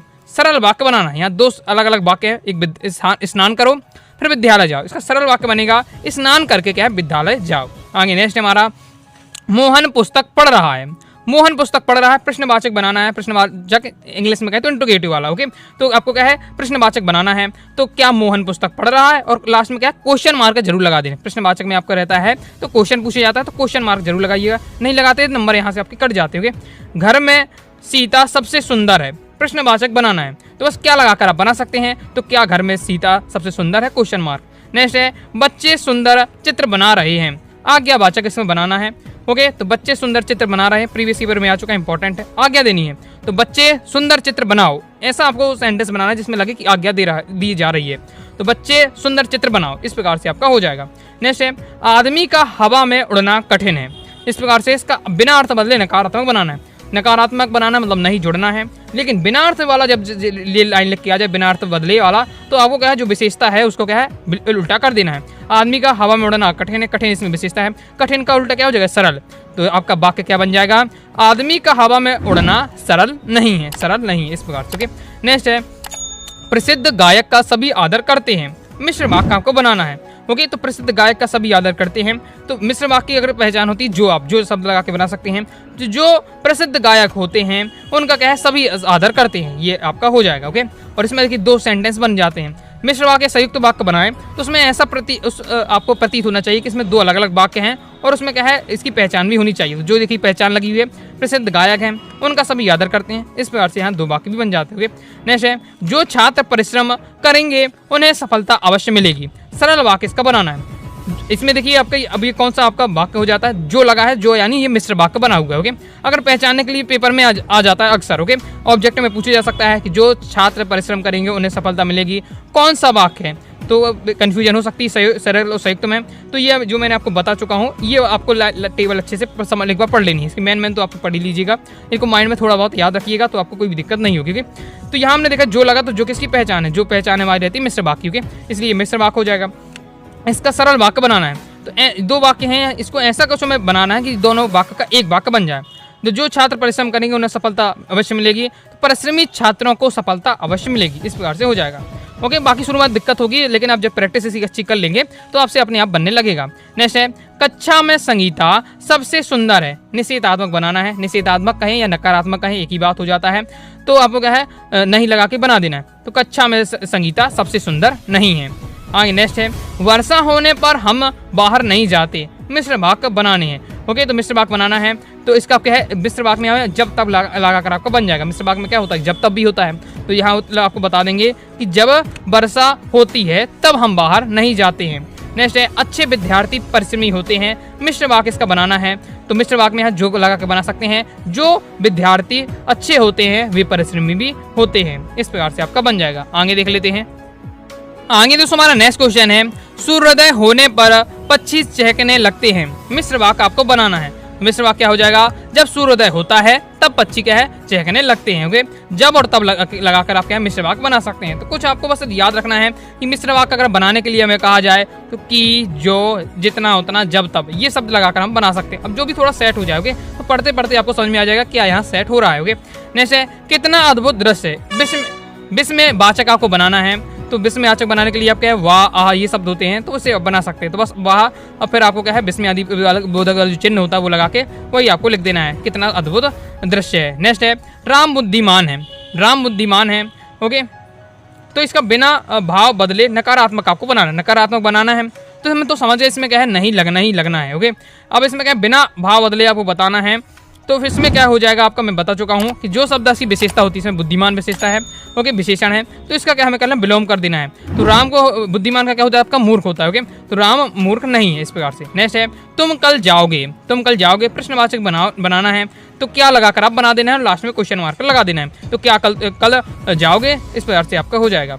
नेक्स्ट है सूर्योदय होने पर अंधेरा जाता रहा, तो यह हो जाएगा संयुक्त वाक्य इसका बनाना है। तो सूर्योदय हुआ और अंधेरा जाता रहा, यहाँ और लगा दिया हमने, ओके, और लगाकर हमने क्या बनाया संयुक्त वाक्य बनाया, क्योंकि जो और होता है वो किसकी पहचान होती है संयुक्त वाक्य होती है, ओके। नेक्स्ट है उसने ताजमहल देखा। प्रश्नवाचक बनाना है, तो बस आपको क्या लगाकर लास्ट में क्वेश्चन मार्क लगा देना है, प्रश्नवाचक बन जाएगा। तो क्या उसने ताजमहल देखा और क्वेश्चन मार्क लगा देना है। नेक्स्ट है सत्य की सदा विजय होती है। आज्ञावाचक आपको बनाना है, तो सत्य की सदा विजय हो इस प्रकार से आपका बन जाएगा। मेरे पास जो पेन है मोहन का है, सरल वाक्य बनाना है, ओके। तो यहाँ मेरे पास जो पेन है मोहन का है, इसमें दो वाक्य हैं, ऐसा इनको सेट करना है जिससे आपको क्या है एक वाक्य लगने लगे, तो आपका सरल वाक्य हो जाता है। तो मेरे पास क्या है मोहन का पेन है, इस प्रकार से आपका हो जाएगा। नेक्स्ट है मेरे स्टेशन पहुंचने पर रेल छूट चुकी थी। मिश्र वाक्य आपको बनाना है, तो जब तब लगा के बना सकते हैं, जब तक मैं स्टेशन में पहुंचा तब तक रेल क्या है छूट चुकी थी। नेक्स्ट है वह भोजन करके विद्यालय जाता है। संयुक्त वाक्य बनाना है, तो आप क्या है वह भोजन करता है और विद्यालय जाता है, तो और लगा के हमने क्या है संयुक्त वाक्य बनाया।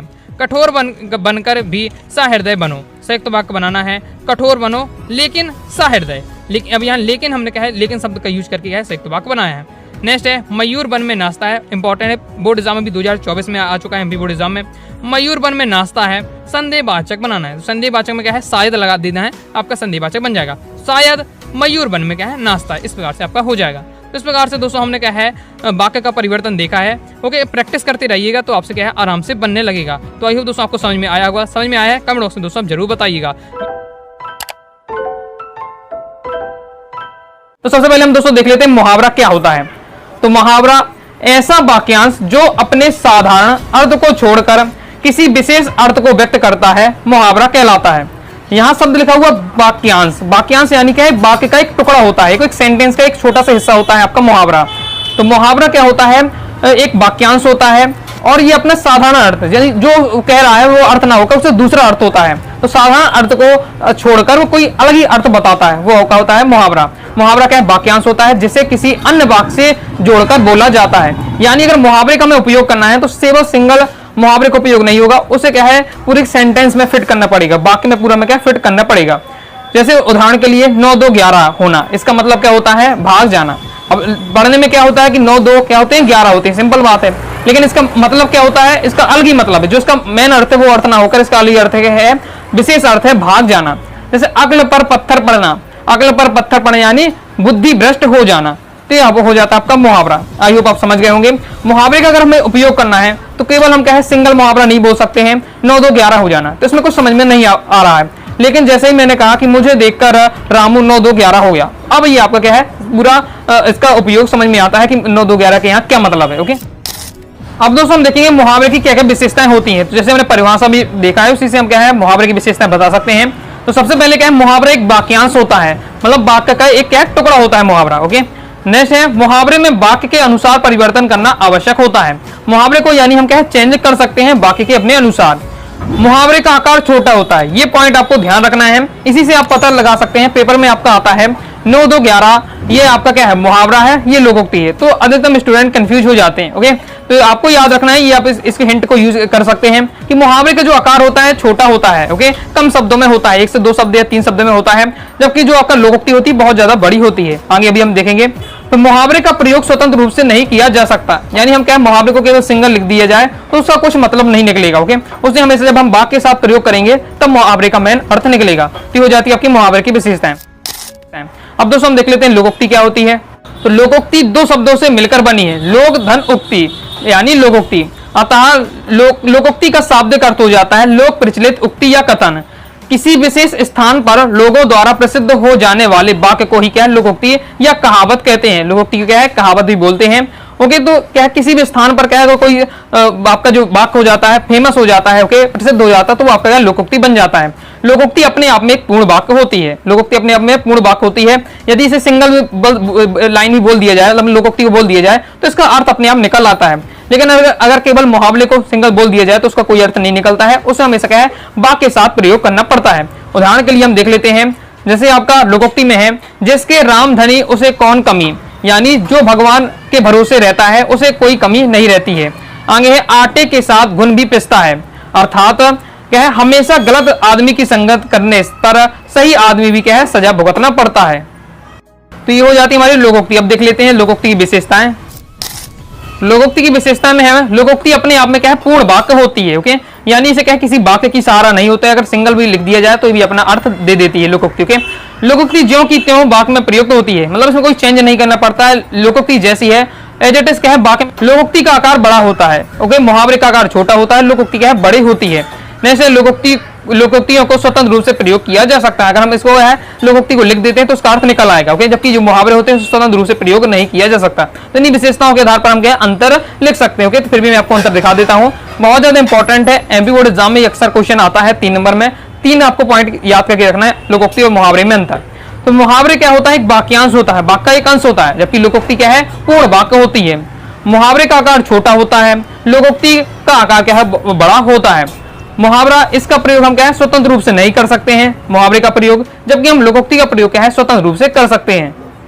तो इस प्रकार से हो जाता है मुहावरा और लोकोक्ति में अंतर। अच्छे से आपको तैयार कर लेना है। अगर कोई भी पेपर में अगर आपका सेंटेंस आता है, कोई भी अगर लाइन आती है, पूछा जाता है मुहावरे है कि ये मुहावरा है कि लोकोक्ति, तो कैसे पहचानना है। तो आप देखिए जानते हैं कि मुहावरे का आकार छोटा होता है, मुहावरे कम शब्द होते हैं, जैसे 9 2 11 होना सिंपल बहुत ही क्या है कम शब्दों में बता दिया है। अब लेकिन यह आप देख सकते हैं जो आपकी जो लोकोक्ति है कितनी बड़ी है, आटे के साथ घुन भी पिसता है, तो ये बहुत बड़ा आपका सेंटेंस है। ओके, तो बड़ा सेंटेंस आपको देखे वो समझ जाइए लोकोक्ति है, जो छोटा सा आपको देखे कम शब्दों में देखे वो आपका मुहावरा है। तो इस प्रकार से दोस्तों हमने क्या है मुहावरे और लोकोक्ति के बारे में समझा है, साथ ही इनके अंतर देखे हैं। तो सबसे पहले हम दोस्तों देखेंगे राजभाषा। तो जान लेते हैं राजभाषा क्या है, पढ़ना आपको इसमें क्या क्या है। तो पहले तो आपको राजभाषा देखेंगे, राजभाषा की आपको परिभाषा, फिर उसकी विशेषताएं तैयार कर लेनी है। इसी प्रकार से आपको राष्ट्रभाषा की परिभाषा, उसकी विशेषताएं तैयार करनी है। बाद में दोस्तों हम राजभाषा राष्ट्रभाषा में अंतर तैयार करेंगे, जो कि क्या है महत्वपूर्ण क्वेश्चन रहता है। क्योंकि क्रम से मैं आपको आसान भाषा में समझाने का प्रयास करूंगा, ध्यान से देखिएगा। थोड़ा मैं आपको डिटेल से समझाऊंगा, क्योंकि पेपर में तो आपको एक ही क्वेश्चन रहने वाला है आपका, लेकिन आपके वस्तुनिष्ठ में बन के आते हैं, तो इसलिए थोड़ा डिटेल से पढ़ना आवश्यक रहता है वस्तुनिष्ठ को सॉल्व करने के लिए। तो सबसे पहले हम दोस्तों समझते हैं राजभाषा। वास्तव में राजभाषा का शाब्दिक अर्थ होता है राजकाज की भाषा, मतलब जो हमारे सरकारी कामकाज की भाषा होती है वो कौन सी भाषा है, वो हमारी राजभाषा है। अतः वह भाषा जो देश के राजकीय कार्यों के लिए प्रयोग की जाती है राजभाषा कहलाती है। तो पेपर में अगर आपका 2 नंबर का क्वेश्चन रहता है, शॉर्ट में रहता है, या फिर आपको राजभाषा की परिभाषा लिखने के लिए आता है, तो केवल आपको ये 3 लाइनें बतानी है। ओके, ये 3 लाइनें बस आपको लिखनी है, बाकी आगे मैं आपको समझाने के लिए बता रहा हूँ, जो आपसे यहाँ से ऑब्जेक्ट आपका बनता है। ओके, राजभाषा किसी देश या राज्य की मुख्य आधिकारिक भाषा होती है, जो समस्त राजकीय तथा प्रशासनिक कार्यों के लिए प्रयुक्त होती है। राजभाषा का जो मुख्यतः प्रयोग इसमें होता है प्रशासनिक कार्यों के लिए होता है, राज्य के कार्यों के लिए होता है।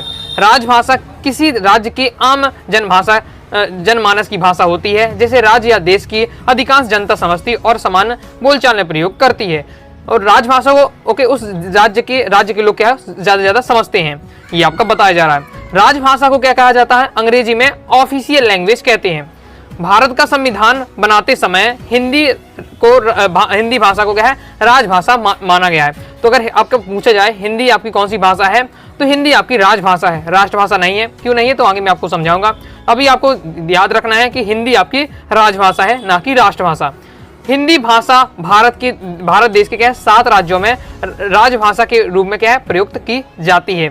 शेष राज्यों में अपनी अपनी व अलग अलग राजभाषा है, किंतु कश्मीरी, सिंध व संस्कृत किसी भी राज्य की राजभाषा नहीं है। लेकिन भारत की अधिकतर राज्यों में की राज्य जो भाषा है वो हिंदी है। तो जो आपकी राजभाषा है अधिकतम राज्यों की वो हिंदी है, लगभग 7 राज्यों की आपकी हिंदी राजभाषा है। बाकी अन्य जो राज्य हैं उनकी अपनी अपनी राजभाषा है। कश्मीरी, सिंधी, संस्कृत, ये जो भाषा है किसी भी राज्य की राजभाषा नहीं है। ये आपको ये पॉइंट याद रखना है। और राजभाषा को अंग्रेजी में ऑफिशियल लैंग्वेज कहा जाता है। ये पॉइंट दोस्तों आपके यहाँ ऑब्जेक्ट में पूछे जाते हैं, इसलिए दोस्तों मैंने आपको ये मटेरियल बताया है। लेकिन पेपर में अगर आता है राजभाषा की आप परिभाषा लिखिए तो केवल आपको ये 3 लाइनें लिखनी है। ओके, ये 3 लाइनें आपको कंप्लीट करनी है। आगे देख लेते हैं। आगे अब हम देख लेते हैं एक नोट में आपको बताना चाहूंगा, ये भी आपके क्या वस्तुओं से पूछा जा सकता है कि भारत देश की राजभाषा हिंदी है। 14 सितंबर 1949 को हिंदी भाषा को राजभाषा के रूप में स्वीकार किया गया था। अतः इस दिन को हम क्या है, हिंदी दिवस के रूप में मनाया जाता है। तो 14 सितंबर को क्या मनाया जाता है, हिंदी दिवस मनाया जाता है। अब दोस्तों हम देख लेते हैं राजभाषा की विशेषताएं। तो राजभाषा की कौन कौन सी विशेषताएं हैं। तो जो राजभाषा का प्रयोग सरकारी कामकाजों में किया जाता है, राजभाषा सरकारी कामकाज की भाषा है, प्रशासनिक कार्यों की भाषा है।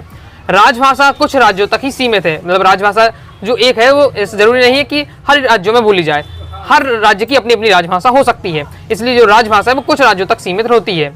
किसी भाषा को राजभाषा बनाने के लिए यह जरूरी होता है कि सरकारी कामकाज उसी भाषा में होना चाहिए। यदि किसी भी भाषा को राजभाषा बनाना है तो उस राज्य में जो भी कार्य हो रहे हैं उसी भाषा में अगर हो रहे हैं तो उस भाषा को हम क्या है, राजभाषा कह सकते हैं। राजभाषा की मान्यता मिलने से किसी भी भाषा का महत्व और भी बढ़ जाता है। जैसे सीधी बात है, कोई भी भाषा को अगर नॉर्मल बोली जा रही कोई क्षेत्रीय भाषा है लेकिन उसे राजभाषा का दर्जा मिल जाता है तो उसकी पॉपुलैरिटी बढ़ जाएगी और उसका महत्व बढ़ जाएगा। तो ये हो जाते हैं आपके राजभाषा की विशेषताएं। पेपर में हमेशा आपका अक्सर पूछा जाता है 3 नंबर में राजभाषा की विशेषताएं लिखी, तो आपको ये 4 पॉइंट याद करके रखना है। आई होप आप समझ गए होंगे। आगे देख लेते हैं। अब दोस्तों हम देख लेते हैं राष्ट्रभाषा। राष्ट्रभाषा कैसे कहते हैं, ऐसी भाषा जो समस्त राष्ट्र का प्रतिनिधित्व करती है तथा देश की अधिकांश जनता के द्वारा बोली और समझी जाती है, राष्ट्रभाषा कहलाती है। नामी में अर्थ हुआ राष्ट्र, राष्ट्र भाषा यानी राष्ट्र की भाषा, मतलब ऐसी भाषा जो राष्ट्र का प्रतिनिधित्व करे, साथ ही वो देश के पूरे अधिकांश जनता द्वारा बोली जाती है, वो राष्ट्रभाषा आपकी कहलाती है। तो पेपर में अगर परिभाषा आती है तो केवल ये आपको 2 लाइन बतानी है। तो वास्तव में राष्ट्रभाषा का जो शाब्दिक अर्थ होता है उसका मतलब होता है समस्त राष्ट्र में प्रयुक्त होने वाली भाषा। अतः राष्ट्रभाषा आम जन की भाषा होती है और किसी राष्ट्र के प्राय अधिकांश या बड़े भूभाग या जनसंख्या के द्वारा बोली व समझी जाती है। तो राष्ट्रभाषा का बस आपको इतना याद रखना है कि राष्ट्रभाषा होती है वो पूरे राष्ट्र का प्रतिनिधित्व करती है, पूरे देश का प्रतिनिधित्व करती है और देश की अधिकांश जनता द्वारा क्या है, राष्ट्रभाषा बोली जाती है। अब अगर क्वेश्चन आता है कि हिंदी आपकी राष्ट्रभाषा है या राजभाषा, तो हिंदी दोस्तों आपकी राजभाषा है, राष्ट्रभाषा नहीं है। ऐसा क्यों? भारत की कोई भी दोस्तों राष्ट्रभाषा नहीं है। ओके, कोई भी संविधान द्वारा किसी भी भाषा को राष्ट्रभाषा का मान्यता प्राप्त नहीं है। हिंदी को राष्ट्रभाषा बनाने का कई बार प्रयास किया गया है, लेकिन जो अन्य भाषा के लोग हैं, तमिल, तेलुगु और आपका गुजराती, मलयालम और बहुत सारी जो भाषाएं हैं, उन भाषा वालों ने विरोध किया है कि हिंदी को न बनाया जाए, क्योंकि उनकी भी अपनी भाषा होती है। ओके, तो भारत में क्या है, अनेक भाषाएं बोली जाती हैं। ओके, किसी एक भाषा को राष्ट्रभाषा का दर्जा दिया जाता है तो अन्य भाषा के जो होता है उन्हें वो बुरा लग जाता है। ओके, इस कारण से क्या है, कोई भी भारत की भी राष्ट्रभाषा नहीं है। तो पेपर में हमेशा क्वेश्चन आता है आपके 70 में, हिंदी आपकी राष्ट्रभाषा है, तो अधिकतम स्टूडेंट सत्य लगाकर आ जाते हैं, लेकिन वो क्या है, आपका सत्य नहीं असत्य होता है, क्योंकि हिंदी की आपकी क्या है, राजभाषा है। तो याद रखिएगा इस पॉइंट को। अब राष्ट्रभाषा की विशेषताएं देख लेती है। तो राष्ट्रभाषा की विशेषता क्या है कि यह राष्ट्र की संपर्क भाषा होती है और इसका अपना साहित्य होता है। राष्ट्र की संपर्क भाषा है क्योंकि ये अधिकांश जनता द्वारा बोली जाती है, भारत की अधिकांश जनता द्वारा बोली जाती है, इसलिए यह है एक संपर्क भाषा के रूप में कार्य करती है। राष्ट्रभाषा को शासन का संरक्षण प्राप्त होता है, इसलिए इसका विकास तेज गति से होता है। राष्ट्रभाषा को क्या है, शासन द्वारा मान्यता और शासन द्वारा इसका क्या है, संरक्षण किया जाता है और इसका क्या है, इसको बढ़ावा दिया जाता है, इसलिए इसका विकास तेजी से होता है। राष्ट्रभाषा का संबंध क्या है, राष्ट्र की अनेक भाषाओं से होता है। साथ ही जो राष्ट्रभाषा होती है उसकी जो अन्य भाषी जो होती हैं, जो छोटी मोटी और भाषा होती हैं, उनके साथ भी संबंध होता है राष्ट्रभाषा का। राष्ट्रभाषा को अंग्रेजी में हम क्या कहते हैं, नेशनल लैंग्वेज कहा जाता है। तो ये हो जाती है आपकी राष्ट्रभाषा की विशेषताएं। अब दोस्तों जो बहुत ज्यादा महत्वपूर्ण क्वेश्चन है, जो आपका हमेशा राष्ट्रभाषा राजभाषा का टॉपिक आता है, तो विशेषताओं से ज्यादा जो क्वेश्चन पूछा जाता है वो है आपका राष्ट्रभाषा और राजभाषा में अंतर। तो इसे देख लेते हैं। ओके, 2 नंबर या 3 नंबर क्वेश्चन आता है तो कम से कम 3 पॉइंट आपको याद होने चाहिए। मैंने सिंपल आपको 3 पॉइंट आपको दिए हैं, अच्छे से याद कर लीजिएगा। तो राजभाषा राष्ट्रभाषा में अंतर। तो राजभाषा का एक संवैधानिक शब्द है और यह भाषा राजकाज की भाषा होती है, यानी क्या है, प्रशासनिक कार्यों की भाषा होती है, राज्य के कामकाजों की भाषा होती है राजभाषा। जबकि राष्ट्रभाषा होती है यह एक स्वाभाविक और जन स्वीकृति से उत्पन्न शब्द है और यह क्या है, भाषा जनता की भाषा होती है। इसमें क्या है, जनता को महत्व दिया जाता है। जबकि राजभाषा में क्या है, राज्य के कामकाजों को देखकर इसको निर्धारित किया जाता है। जबकि राजभाषा का निर्धारण क्या है, जनता की स्वीकृति से किया जाता है, जनता को देखकर किया जाता है। राजभाषा की जो शब्दावली होती है वो सीमित होती है। शब्दावली सीमित क्यों होती है, क्योंकि राज्य के अंदर ही बस इसे बोला जाना है। ओके, और इसमें और ये क्या है, सरकारी कामकाजों की भाषा होती है, इसलिए इसमें कुछ अटपटे जो शब्द उनका यूज नहीं किया जाता है, सिंपल शब्दों का और फिक्स शब्दों का यूज किया जाता है। इसलिए राजभाषा की जो शब्दावली होती है वह सीमित होती है। राष्ट्रभाषा देख लेते हैं, तो राष्ट्रभाषा की जो शब्दावली होती है विस्तृत होती है। विस्तृत क्यों होती है, क्योंकि ये पूरे भारत देश के अधिकांश जनता द्वारा बोली जाती है, इसलिए इसे शब्दावली विस्तृत होती है। ओके, राजभाषा की जो नियमों से बंधी होती है। अब नियमों से क्यों बांधी जाती है, क्योंकि ये प्रशासनिक कार्यों की भाषा है। ओके, इसलिए इसे क्या है, नियमों से बंधी होती है। राजभाषा क्या है कि प्रकृति स्वतंत्र होती है, मतलब ये क्या है, बहुत ज्यादा स्वतंत्र रहती है। तो ये आपके दिए हुए है राजभाषा और राष्ट्रभाषा में अंतर। साथ ही अंतर में अगर एक पॉइंट और ऐड करना चाहें तो आप कर सकते हैं। राजभाषा को ऑफिशियल लैंग्वेज कहा जाता है, राष्ट्रभाषा को नेशनल लैंग्वेज कहा जाता है। ये भी आप अंतर में लिख सकते हैं। तो इस प्रकार से आपके अंतर कंप्लीट हो जाते हैं। पेपर में किस किस प्रकार से क्वेश्चन आपसे पूछे जाते हैं, तो पहले तो आपको दोस्तों राष्ट्रभाषा राजभाषा की परिभाषा तैयार कर लीजिएगा, दो लाइन की, जो मैंने आपको बता दी है। ओके, और इसके बाद दोस्तों आपको है राष्ट्रभाषा राजभाषा की विशेषताएं तैयार कर लीजिएगा, क्योंकि विशेषता से क्वेश्चन बनता है। और ये क्वेश्चन नहीं बनता अगर विशेषता से, तो फिर आपका राष्ट्रभाषा राजभाषा में अंतर आना ही है। इसलिए दोस्तों आपको अच्छे से तैयार करके रखना है। अब दोस्तों हम पढ़ने वाले हैं भाव पल्लवन। बहुत सारे विद्यार्थी भाव पल्लवन के लिए कमेंट कर रहे थे, और ये टॉपिक में मैंने क्या, जैसे आपको और पहले जो टॉपिक बताए हैं वो तो सब मैं अलग से ही पढ़ा चुका हूँ, लेकिन भाव पल्लवन टॉपिक भी मैंने अलग से नहीं पढ़ाया था। चलिए देख लेते भाव पल्लवन, एकदम सिलेक्टेड भाव पल्लवन की प्रैक्टिस भी कराऊंगा, आपको समझाऊंगा भी, तो ध्यान से देखना है। पहले तो समझ लेते भाव पल्लवन होता क्या है। भाव पल्लवन, पल्लवन होता है करना है, बड़ा करना। ओके, बड़ा करना, विस्तार करना। भाव को, अपनी फीलिंग को क्या है, बड़ा करना, यानी एक छोटी सी लाइन दी है उसको क्या है, उसको बड़ा करना। ओके, भाव का क्या है, पल्लवन करना, भाव पल्लवन कहलाएगा। तो भाव पल्लवन किसे कहते हैं, इसे किस और नाम से जाना जाता है। बस इस प्रकार से क्वेश्चन हो सकता है बन भी जाए, और ये ऑब्जेक्ट में आपसे पूछ लिया जाए, इसलिए वो क्या आपको एक दो क्वेश्चन आपको क्या पढ़ के रखना है।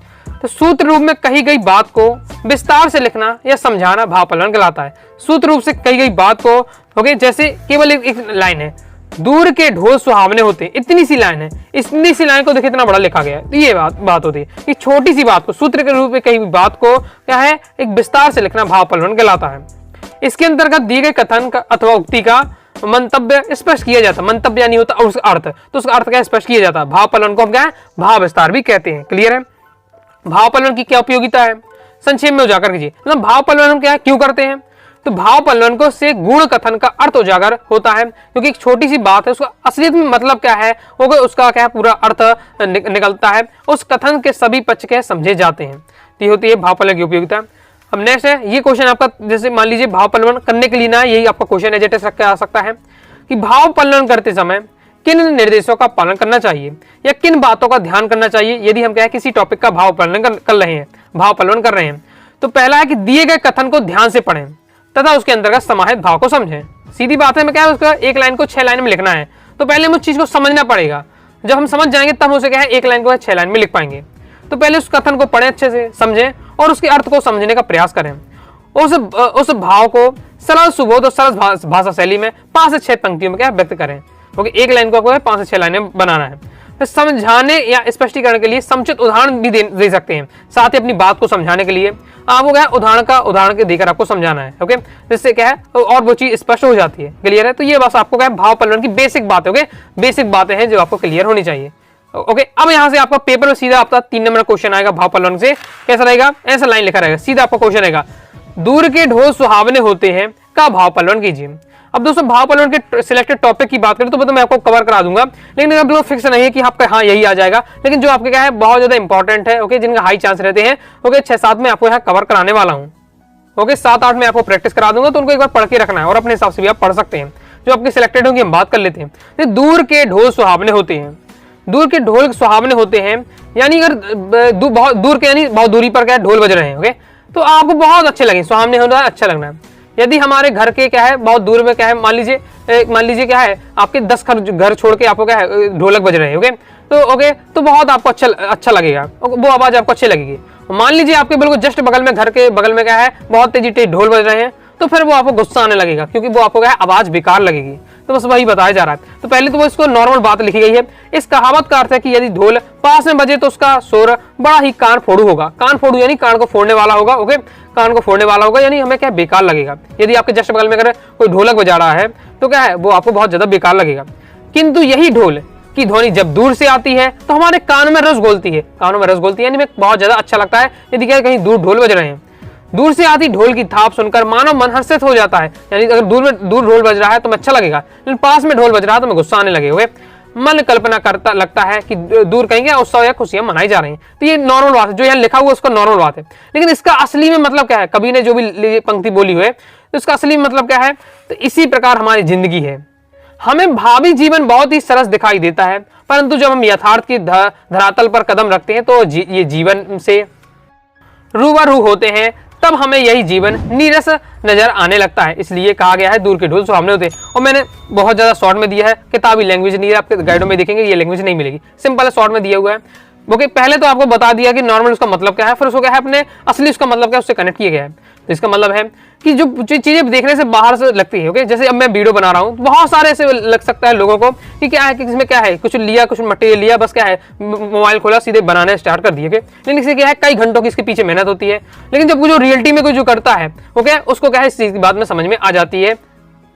ओके, और हम भी अपनी लाइफ में क्या है बहुत सारे लोगों के काम देखते हैं तो हमें लगता है ये काम कितना आसान है। ओके, ये तो हम भी कर सकते हैं। लेकिन जब आप उस रियलिटी में उसका काम को करेंगे तो आपको क्या है वहां रोना आ जाएगा। यानी जब उस समय असलियत में जब उससे परिचित होते हैं तो हमें क्या वो अच्छा नहीं लगता है। जैसे इसको हम इससे बाहर से समझ सकते हैं, अभी जैसे शादी नहीं हुई है तो लगता होगा शादी के लिए मन में लड्डू फूट रहे होंगे। ओके, ये हमारे सर इस बार से एग्जाम्पल एक बार मजाक में समझा रहे थे कि शादी नहीं हो रही है तो क्या है तो मन ललचाता है शादी के लिए। ओके, समझ रहे हैं। रहा नहीं जाता, तड़प ही ऐसी है ना। लेकिन जिनकी शादी हो जाती है उनसे आप पूछिए कितना दुख दर्द होता है। ये अब मेरी तो शादी हुई नहीं तो मुझे तो पता नहीं क्या दुख दर्द होता है। ओके, और तो ये मैं बता रहा हूँ तो मेरे सर ने ऐसा बताया, सुनने भी आता है। ओके, क्या आता है कि अगर शादी नहीं तो मन में लड्डू फूटते हैं, लेकिन जब हो जाती है तो क्या है उसकी रियलिटी समझ में आ जाती है। तो इस प्रकार से आगे देख लेते हैं। नेक्स्ट, क्रोध, बैर, क्रोध, अचार या मुरब्बा है। बैर क्रोध का अचार या मुरब्बा है, समझ लेते हैं। बहुत ज्यादा सिंपल लैंग्वेज में दिया हुआ, बस इतना सा आपको पढ़ के रखना है, बहुत ज्यादा आसान भाषा में। अब यहाँ लिखा हुआ है आचार्य रामचंद्र शुक्ल के अनुसार। अब ये थोड़ा एक्स्ट्रा नॉलेज है, अगर आपको पता है कि ये लाइन किसने कही है, बैर क्रोध अचार का मुरब्बा है, किसी न किसी तो लेखक ने कही होगी ये बात, तो ये कहा है आचार्य रामचंद्र शुक्ल है। अगर आपको याद है तो अच्छी बात है, लिख देना, नहीं है तो कोई दिक्कत नहीं है। ओके, जबरदस्ती नहीं है। तो ये कहा क्या है, क्रोध यदि आम है, क्रोध यदि आम है तो बैर उसका आचार्य मुरब्बा है। क्रोध को यदि हम यहाँ आम मान लेते हैं तो जो बैर होता है वो अचार या मुरब्बा है। अब जिस प्रकार आम की अपेक्षा उसका अचार या मुरब्बा अधिक लंबे समय तक उपयोग में लाया जाता है, अर्थात अधिक टिकाऊ होता है, उसी प्रकार बैर क्रोध का स्थायी रूप है। क्या बताया जा रहा है, अगर आप आम को लेंगे, आम लाते अपने घर में 3-4-5 दिन या हफ्ते भर रखते हैं, महीने में, तो खराब हो जाएगा आम। लेकिन यदि उसी आम का आप अचार रख लेते हैं, कई सालों तक रखता है। अचार तो ऐसा खराब नहीं होता, कई सालों 5 सालों तक उसका अचार रखा रहता है, मुरब्बा रखा रहता है, और वो 5 दिन में वो आम को अगर 5 दिन रखा दे तो खराब हो जाएगा।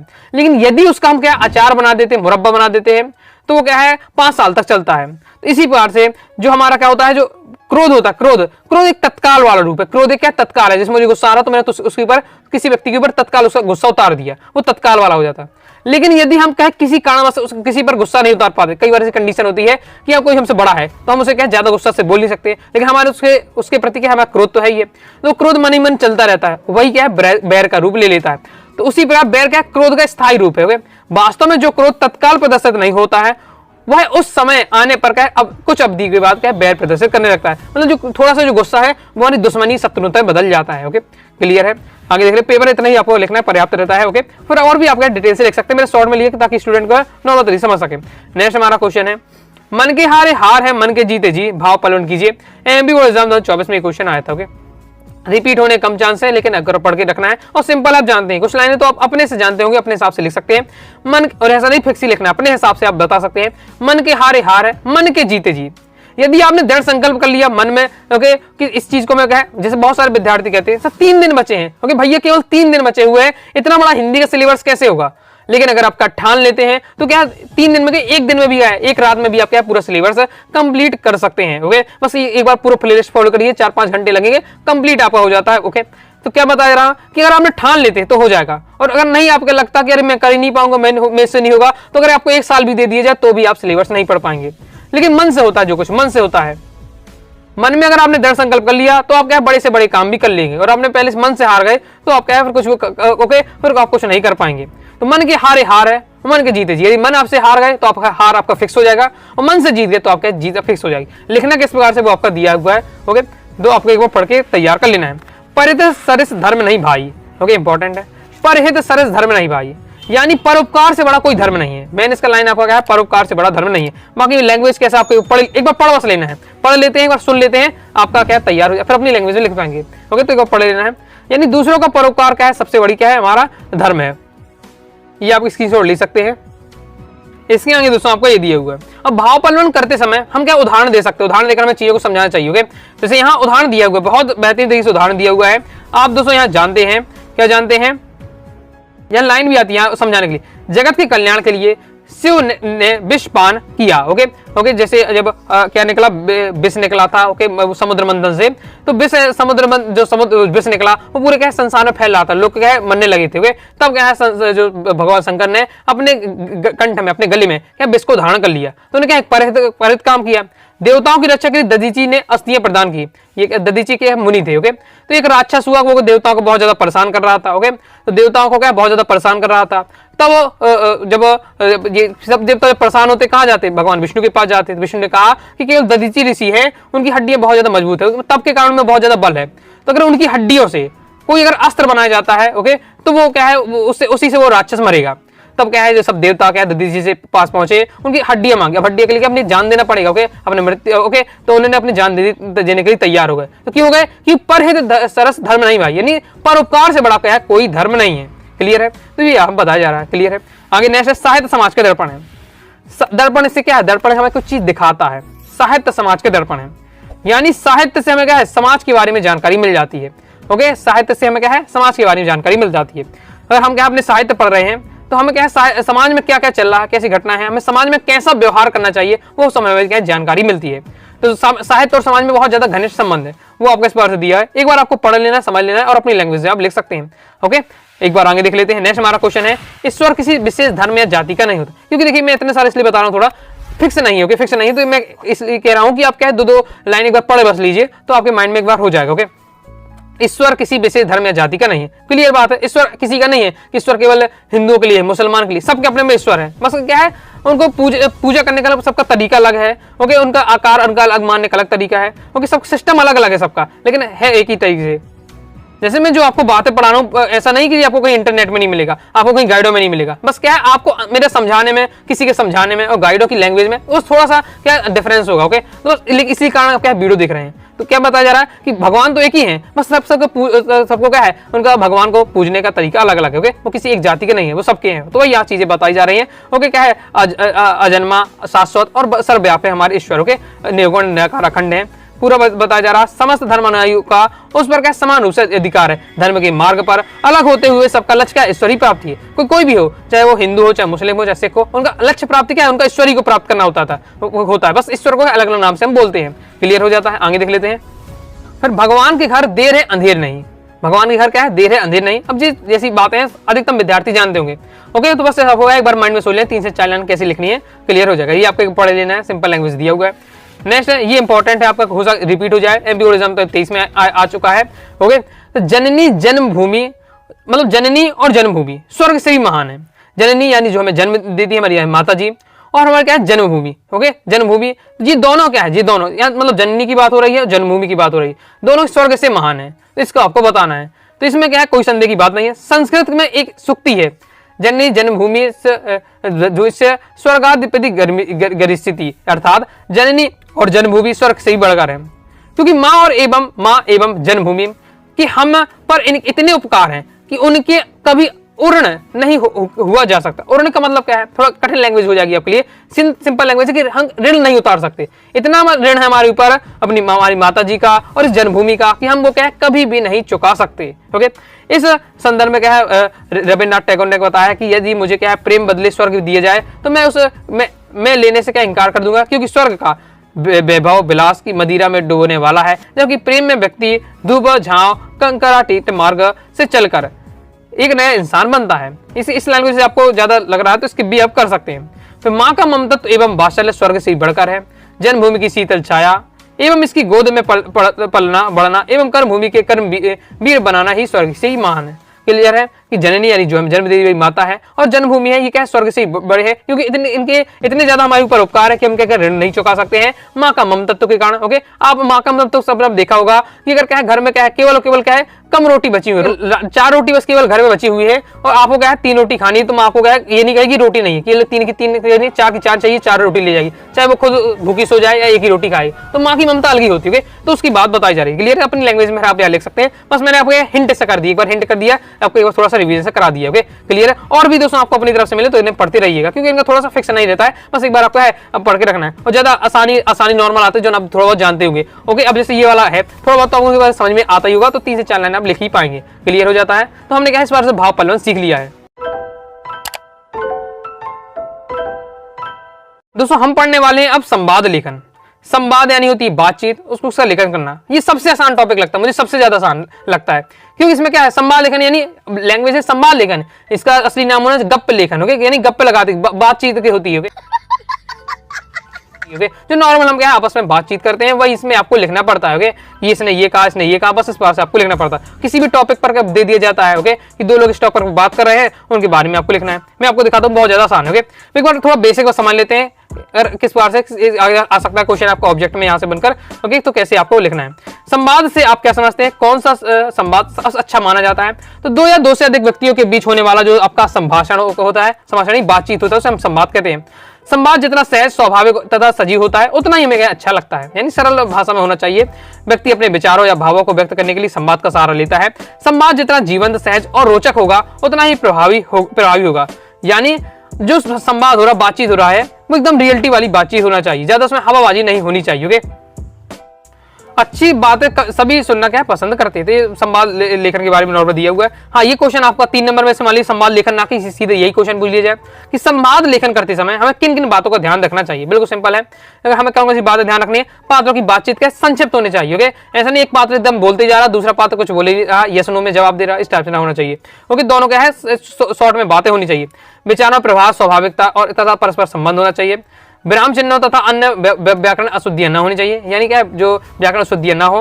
वार्तालाप अंत में क्या है निश्चित परिणाम अवश्य निकले, यानी जो बातचीत हो रही है उसका अंत में रिजल्ट निकले। ओके, ऐसा नहीं कि बस उस बातचीत होगी बीच में समाप्त ना होनी चाहिए, उसका अंत रिजल्ट निकले। ओके, फिर प्रचलित मुहावरे का यथास्थान प्रयोग हो, संवाद की भाषा सरल और आम बोलचाल की हो। सिंपल बातें दी हुई है। अब यहाँ मैं आपको एग्जाम्पल के साथ समझाने वाला हूँ जो आपके क्या पेपर में आता है। चलो देख लेते हैं। पहला हमारा पेपर में इसी बारे से क्वेश्चन आएगा, क्रिकेट के खेल विषय पर 2 मित्रों के मध्य संवाद लिखिए। क्रिकेट का खेल के विषय में आपको 2 मित्र हैं, आपस में बातचीत करें, संवाद यानी बातचीत करें, वो आपको बातचीत बतानी है। ओके, और यहाँ हर स्टूडेंट अपने अपने हिसाब से लिखता है, किसी भी टाइप से आप लिख सकते हैं। यही दोस्तों क्वेश्चन हमारा एमपी बोर्ड एग्जाम 2000, ये हमारा एमपी बोर्ड एग्जाम 2023 में आ चुका है। ओके ओके, एक बार मैं शॉर्ट में आपको पढ़ के बता देता हूँ। जैसे 2 लोग हैं, ये दो मित्र हैं। ओके, 2 मित्र हैं, आप कुछ भी नाम दे सकते हैं, जैसे मैंने यहाँ रोहित राहुल दिया है, आप कुछ भी रख सकते हैं। ओके, सोनू मोनू रख सकते हैं, जो भी है आपका। ओके, तो ये अब देख लेते हैं। रोहित कहता है कि राहुल क्या तुमने कल भारत और ऑस्ट्रेलिया का बीच मैच देखा, क्रिकेट मैच देखा? हाँ मैंने देखा, यह मैच भी हमेशा तक की तरह रोमांचक रहा। रोहित, जब ऑस्ट्रेलिया टॉस जीतकर 20 ओवर में क्या है 250 रन बड़ा स्कोर खड़ा कर दिया तो मैंने तो भारत की क्या जीतने की उम्मीद छोड़ दी। राहुल, हाँ मित्र मुझे भी ऐसा लगा, परंतु हमारे खिलाड़ियों ने शानदार प्रदर्शन किया से क्या है मैच रोमांच आ गया और हम क्या है जीत गए।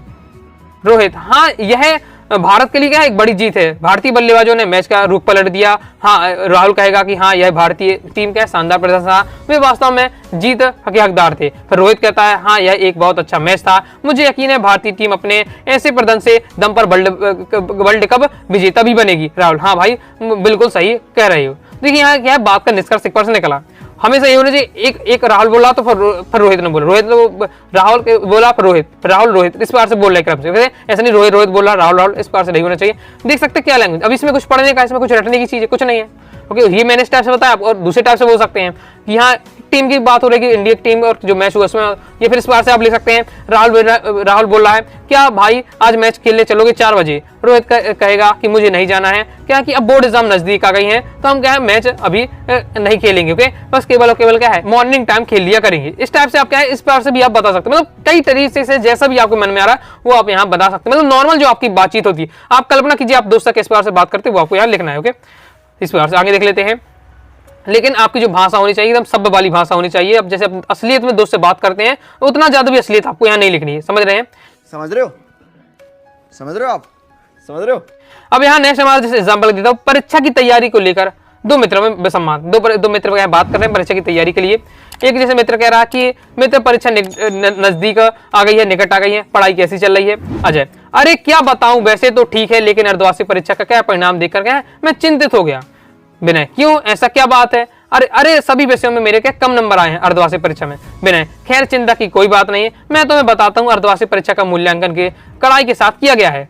अभी परीक्षा में समय है, अतः शिक्षकों से जाकर क्या है अपनी पढ़ाई संबंधी समस्याओं को बताएं। अजय, तुम बताओ तुम्हारी पढ़ाई कैसी चल रही है? मैंने तो एक बार पूरा कोर्स खत्म कर लिया है, दोबारा कर रहा हूँ। अच्छा, मुझे भी पढ़ाई एवं अनुभव के लाभ देते रहना जिससे कि मैं भी क्या अच्छे नंबर प्राप्त कर सकूं। अब नॉर्मल बात है जैसे क्या पढ़ाई होती है, तो मैंने इसलिए पढ़ के बता रहा हूं चीजें आपको समझ में आ रही है। या फिर इस बार से भी आप ले सकते हैं। विनय कहता है भाई मैंने तो अभी तक क्या हिंदी में कुछ नहीं पढ़ा है। ओके, अजय कहता है मैंने तो क्या पूरा सिलेबस खत्म कर लिया है, वो भी क्या 2 दिन में खत्म कर लिया। ओके, तो विनय कहता है अरे तुमने कैसे कर लिया? मैं तो रात दिन पढ़ रहा हूँ, मुझे साल भर पढ़ा फिर भी मेरा सिलेबस खत्म नहीं हुआ, और तुम बैंक बेंचर हो, तुमने 2 दिन में कैसे खत्म कर लिया? तो फिर क्या बोल रहा है विनय, बोलेगा कि अरे मैंने क्या है अनुराग भाई की क्या है पूरी प्लेलिस्ट क्या है 2 दिन में फॉलो कर ली, कंप्लीट मेरा सिलेबस हो गया, अब क्या 80 में 80 की तैयारी हो गई। तो ये भी आप लिख सकते, कोई दिक्कत नहीं है। आ रहा समझ में? भाई साहब कुछ ज्यादा नहीं हो गया ये, मतलब कुछ भी। तो इस प्रकार से आप अपनी भाषा में कुछ भी यहाँ बता सकते हैं। नेक्स्ट हमारा जैसे जनसंख्या नियंत्रण या परिवार नियोजन, ये 2 टॉपिक लिख सकते आ सकते हैं, जनसंख्या नियंत्रण और परिवार नियोजन पर। डॉक्टर और महिला के बीच संवाद हो रहा है जनसंख्या नियंत्रण पर। तो जैसे महिला कहती है डॉक्टर साहब ये मेरा तीसरा बच्चा है, ये बहुत कमजोर है। तो डॉक्टर कह रहे हैं आप लोग बच्चों पर ध्यान नहीं देते हैं, 2 से अधिक संतानें ठीक नहीं होती। डॉक्टर, महिला, डॉक्टर साहब अधिक बच्चे तो भगवान का वरदान है। अब इन्हें क्यों बताया भगवान का वरदान है कि इनका खुद का वरदान है? डॉक्टर, अधिक बच्चे वरदान नहीं साफ हैं, इससे तो जनसंख्या क्या बढ़ती है। ओके, महिला, जनसंख्या बढ़ने से क्या नुकसान है? अरे जनसंख्या बढ़ने से गरीबी बढ़ती है, बीमारी फैलती है, समस्या बढ़ती है। महिला, मेरी ये बेटी इसलिए बीमार रहती है क्या? डॉक्टर, जब आपकी क्या है संतान ज्यादा होती है तो भोजन के सबको क्या है बराबर ज्यादा भोजन नहीं मिल पाएगा। ओके, जैसे भोजन तो क्या है 2 लोगों का है, अब लेकिन 4 लोग 10 लोग घर में हैं तो क्या है सबको कम कम भोजन मिलेगा, जिससे क्या है स्वास्थ्य ही नहीं हो पाएगा। तो वो ये यहाँ बताई जा रही है। इस बार से पूरा दिया हुआ, लास्ट में देखिए पूरा निष्कर्ष निकलता है। निष्कर्ष में यहाँ महिला को समझा दिया जाता है कि जनसंख्या नियंत्रण बहुत ज्यादा महत्वपूर्ण है। ओके, इस प्रकार से क्लियर है। सारे बायोलॉजी के विद्यार्थी हैं और जो बायोलॉजी के नहीं बाकी सभी टॉपिक को जानते हैं कि क्या है जनसंख्या वृद्धि पर आपको क्या है ज्यादा नहीं करनी है। ये क्या बात करता है यार। आगे नेक्स्ट है 2 महिलाओं के बीच बढ़ती हुई कीमतों पर संवाद लिखिए कि क्या है लगातार जो क्या है जो महंगाई बढ़ती जा रही है या कीमत बढ़ती जा रही है, उस पर क्या है 2 महिलाएं बातें कर रही हैं। तो आशा कह रही कैसी हो बहन? अरे शोभा, क्या बताऊं आशा बहन, आजकल तो मानो हर चीज में क्या है कीमत आसमान छू रही है। आशा कह रही है ठीक कहती हो बहन, महंगाई तो ने तो क्या है एकदम मानो सबकी क्या कमर तोड़ दी हो। शोभा, नौकरी करने वालों तो बंधी बंधाई तनख्वाह में आती है, उन्हें महीने भर चलाना भी मुश्किल पड़ रहा है। आशा कह रही अरे गरीब लोग के तो और बुरा हाल है, उन लोगों को क्या मजदूरी तो कोई नहीं बढ़ाता तो क्या है। शोभा, महंगाई तो दिन ब दिन प्रतिदिन बढ़ती जा रही, लेकिन क्या है हमारे वेतन तो उस हिसाब से नहीं बढ़ रहा, और करे तो क्या क्या जाए करे। ओके, क्लियर है। इस बार से आपको बताना संवाद लिखने में 2 लोग हैं तो 3 लाइन उसकी 3 लाइन इसकी, मतलब 6 लाइन में आपको 6 से 7 6 8 लाइन में आपको कंप्लीट कर सकते हैं। नेक्स्ट इस बार से टीवी देखने की लाभ हानि पर पति पत्नी क्या आपस में बातचीत कर रहे हैं, तो इस बार से और लाभ और हानि दोनों चीज की बात आनी चाहिए। ओके, फोकस करना लाभ और हानि, तो ऐसी बात लिखना है कि इसमें लाभ भी बात हो हानि की बात हो। तो ये आपको दिया हुआ पढ़ लीजिएगा, आपको यहाँ कुछ बताने की आवश्यकता नहीं है। अब इतना कठिन टॉपिक नहीं है कि आपको समझ में ना आए, ये पूरा दिया हुआ पढ़िएगा अपने एक बार अपने से और समझ जाइए। तो इस बार सब संवाद लेकर समझिए। तो मैंने कुछ आपको 3-4 जो सिलेक्टेड है उनको लेकर मैंने आपको चीज समझाई। आप किसी भी टॉपिक पर आ जाए तो आप क्या अपने हिसाब से आप यहाँ लिख सकते हैं और आपको क्या काफी ज्यादा नॉलेज मिल गया होगा संवाद लेखन के बारे में। ओके, तो संवाद लेखन वाला मेरी तरफ से टॉपिक कंप्लीट हो जाता है और अपने हिसाब से और भी टॉपिक लेकर आप लिख सकते हो। वो बहुत ज्यादा आसान है, जो रियलिटी में हम बातचीत करते हैं वही आपको यहाँ लिखना पड़ता है। तो ऐसे दोस्तों आपको वीडियो पसंद आएगी, वीडियो पसंद आएगी लाइक करके सब्सक्राइब जो कर दीजिएगा। साथ ही दोस्तों आप क्या है टेलीग्राम चैनल व्हाट्सएप चैनल को ज्वाइन कर लीजिएगा। दोस्तों कोई डाउट आता है कमेंट से आप जरूर पूछिएगा। और क्रम से तैयारी करना चाहते हैं तो 12th हिंदी टॉपर सीरीज की जो प्लेलिस्ट है उसमें जाकर आप क्रम से पढ़ सकते हैं। मिलते हैं नेक्स्ट वीडियो में, तब तक के लिए बाय बाय।